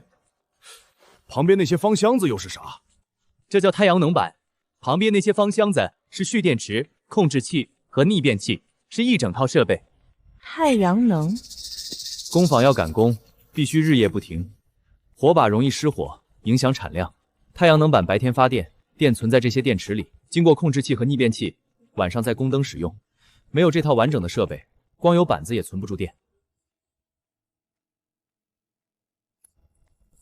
此物竟能将白日天光留到夜间。没错，只要白天把板子铺在屋顶晒太阳，晚上整个工坊就能亮如白昼。有了这神物，工坊日夜赶工，定能把公子要的东西造出来。带人把这些设备运到工坊屋顶，按我给的图纸铺好。我这就去安排。池将军，这黑漆漆的铁板子究竟有何用处？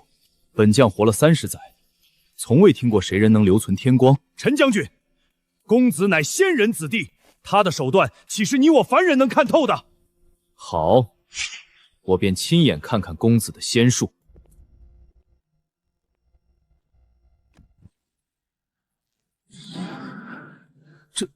这怎么可能？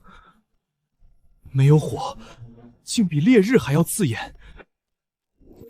神技，这是仙家法术！都别愣着，有了公子赐下的天光，工坊日夜不休，立刻开工！开工！开工！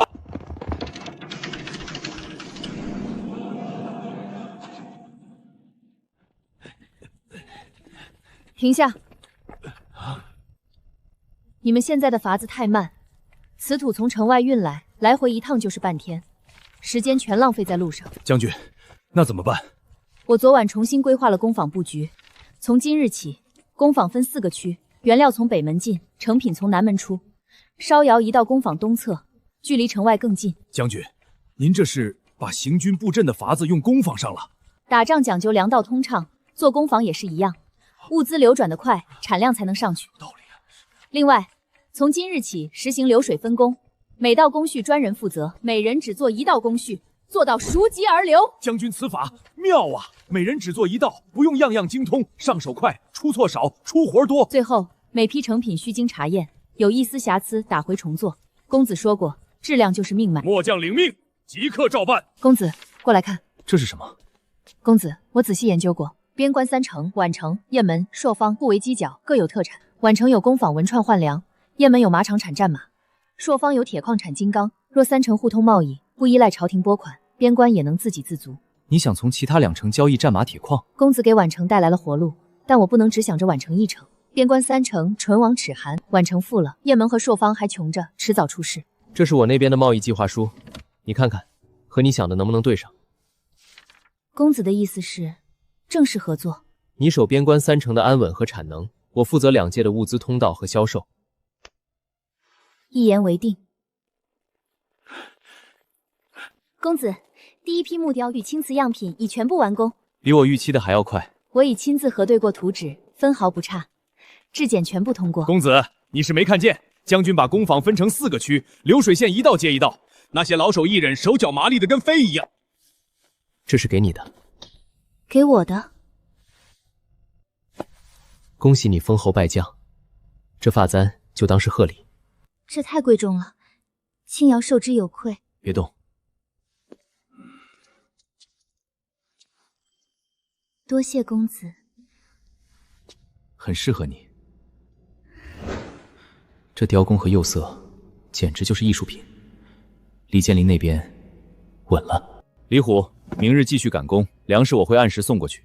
公子放心。李董，这都第10天了，纯手工复刻大魏时期的物件，10天根本不可能。那个林晨太过托大。陈馆长，稍安勿躁。林老弟既然敢承诺，自然有他的底气。哼，底气！现在的年轻人就是浮躁。这可是要进博物馆展览的东西，差一丝一毫都过不了我这关。陈馆长，话别说得太早。你就是林晨，样品带来了？带来了。这釉色，这开片，就算是国内最顶尖的工匠，也不可能在10天内完美复刻大魏的工艺。你到底是怎么做的？陈馆长，我就说林老弟不会让你失望。我敢应下这事，自然有我的渠道和方式。陈馆长，样品能过关吗？当然能过关。林先生，我收回之前的话，是我片面了，我向你郑重道歉。陈馆长言重了，既然样品没问题，什么时候开发布会？半个月后，博物院特展和文创发布会同步进行，这批产品得尽快了。林老弟，这是第一批5000万的预付款，首批1万件精品文创，15天交货。后续是市场反应，再逐步扩产到10万件。好，我准时交货。李虎，这是10万斤粮食。告诉百姓，只要肯干，粮食管够。公子放心，有这些粮，工坊的人能把命都卖给您。公子，首批1万件，15天交货。不仅要快，质量必须和样品一模一样，有一丝瑕疵，那边都不会收。公子放心，我已将工坊扩招至5000人，分成4个区流水作业，青瓷烧制周期长，我提前就开始备料了。你比我想的还周全。公子负责那边，这边的事我来扛。公子，宛城如今有了活路，百姓终于能活下去了。这只是开始，等这批文创产品交出去，宛城就不缺物资了。后面还有扩产订单，你得继续扩招。我已经在规划了，简易文创和青瓷精品产线分开，效率更高。林公子，冠军侯。陈将军深夜来此，有何要事？宛城大局已定，我明日便要启程回京复命。陈将军一路顺风。林公子，宛城所见所闻如神迹降世，回京后，我定会将公子大才与宛城现状如实禀明圣上。大魏有公子，是社稷之福。公子，首批1万件文创已开始量产，15天后可交货。雁门守将赵铁山是我的旧部，忠勇可靠。朔方守将周燕与我也有联系，我已分别给他们去了信，提议3城互通贸易。他们怎么回的？赵铁山当场就同意了。周燕听说宛城百姓能吃饱饭，也答应了。将军，咱们跟雁门换马，跟朔方换铁，这买卖能成？三城唇亡齿寒，经济绑在一起，才能互相支援。朝廷若再有人像赵王那样克扣粮饷，三城联合施压，比单打独斗强100倍。你这个计划，朝廷那边不会在意吗？我已经修书一封呈给圣上，想来用不了几日就有回信。将军，第一批青瓷烧出来了，您看看，您看看。釉色均匀，开片如冰裂，不错。告诉窑工们，这个品质保持住，每一套青瓷都要和这批一样。是。陈望，你信中说宛城有神迹降世，给朕仔细说说，这林公子究竟有何神通？陛下，末将亲眼所见，那位林公子赐下名为太阳能板的神物，竟能将白日的天光留存至夜晚。留存天光？这怎么可能？不仅如此，林公子还赐下车床，只需脚踏，转动如飞。石将军更是将工坊分成4区，流水作业，产能惊人。啊！借天光，造神物，治边关，大魏竟有如此仙人降世！陛下，林公子以粮代赈，救活宛城3万军民。石将军更是联络边关3城贸易计划，雄才大略，不下于朝中重臣。传朕旨意，备马，朕要微服出巡，亲自去宛城会一会这位林仙人。陛下，万圣之尊，岂可轻涉险地？闭嘴！仙人在我大魏，朕若不去拜见，岂不错失天大机缘？即刻安排。公子，这铁车没有马，也没有牛，难道靠人推？这叫电动3轮车，不用牛马，也不用人推。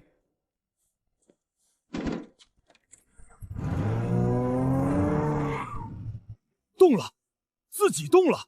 这铁马没有腿，竟能跑得如此平稳。公子，此物也是用那天光之力驱动。没错，只要白天充好电，它就能拉着上千斤的货物跑几十里。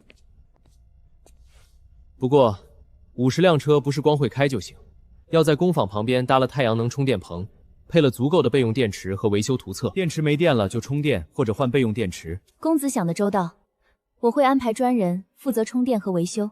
李虎，你过来，我教你怎么骑。这是电门，拧得越深跑得越快。这是刹车，相当于勒马缰绳。哎呦，神物！有了这神物，运木头运瓷土简直易如反掌。公子，您真是活神仙啊！去，挑50个机灵点的弟兄，明天我要看到这50辆车在宛城跑起来。末将遵命。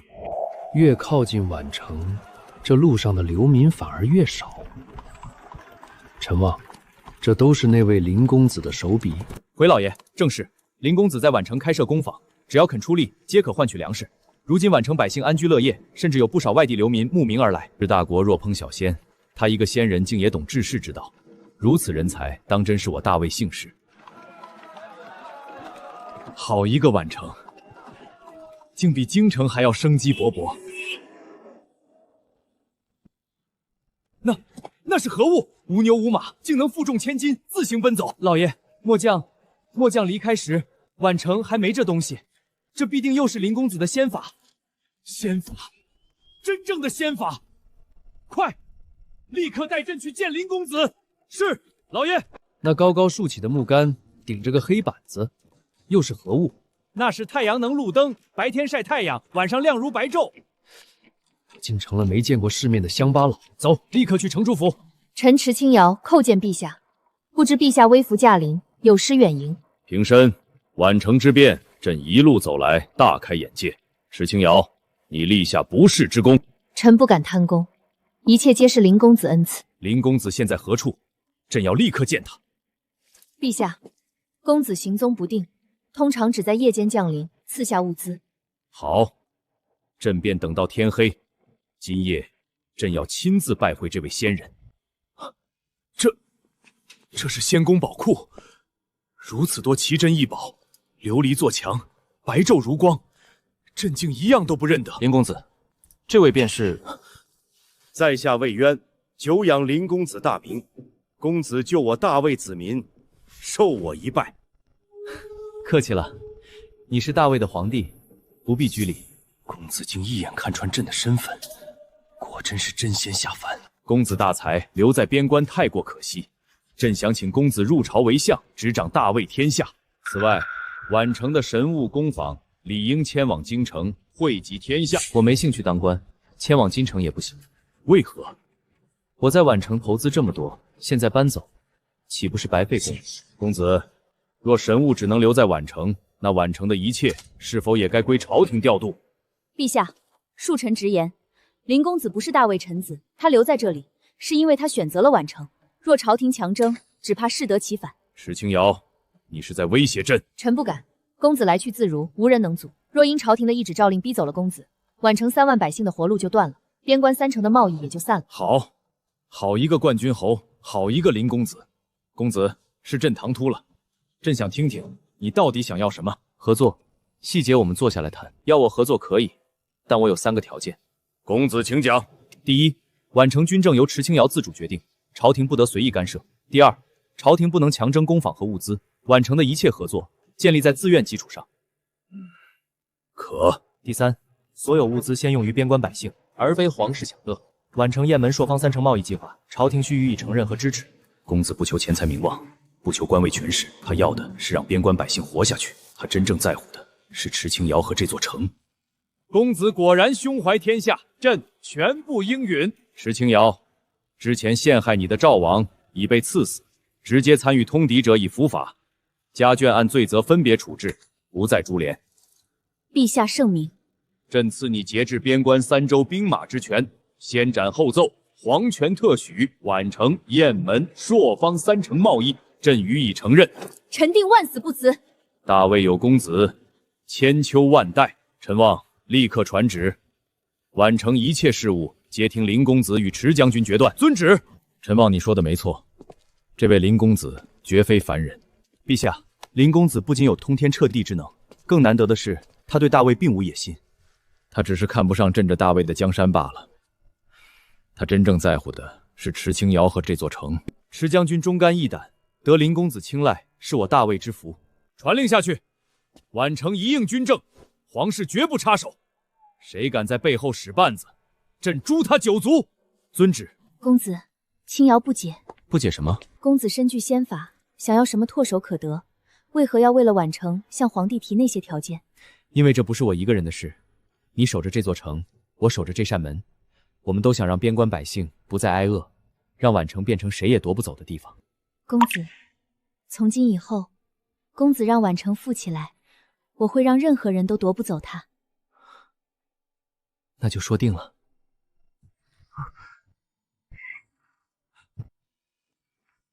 公子将军，成了！第一批货出来了，出来了！兄弟们日夜赶工，第一批1万件青瓷和木雕已经全部装车。釉色均匀，开片完美，干得不错。都是将军安排的流水线好使，还有公子的神车运料比飞还快，不然15天怎么可能干出这么多活？好，把这1万件搬到指定区域，明天一早我就带走。公子，这些物件在那边真的能换来更多粮食吗？当然，你们等着好消息吧。林先生，1万件文创真的做出来了。这釉色，这开片，和样品一模一样。林先生，这真的是现代仿品，工艺不打折。陈馆长，这1万件货够不够第一批？够，太够了。林先生，最近网上关于大魏历史的讨论非常火爆，这批货绝对能引爆市场。后续10万件的扩产订单，我们马上签。林老弟，资金的事需要益达集团帮忙吗？不用，我手里刚好有个现成的壳子。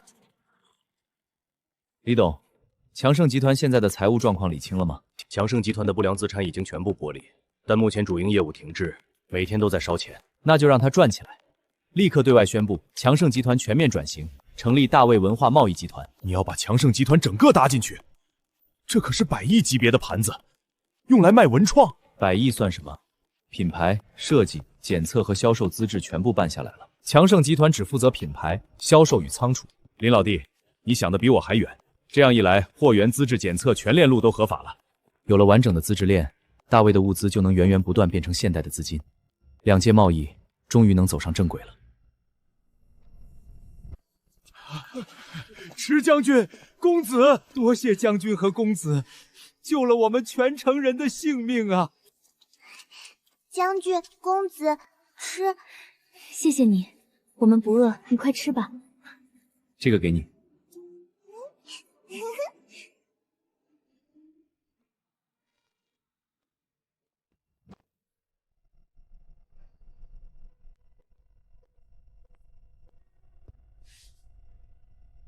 爸，你留下的超市我没有买，现在他养活了一座城，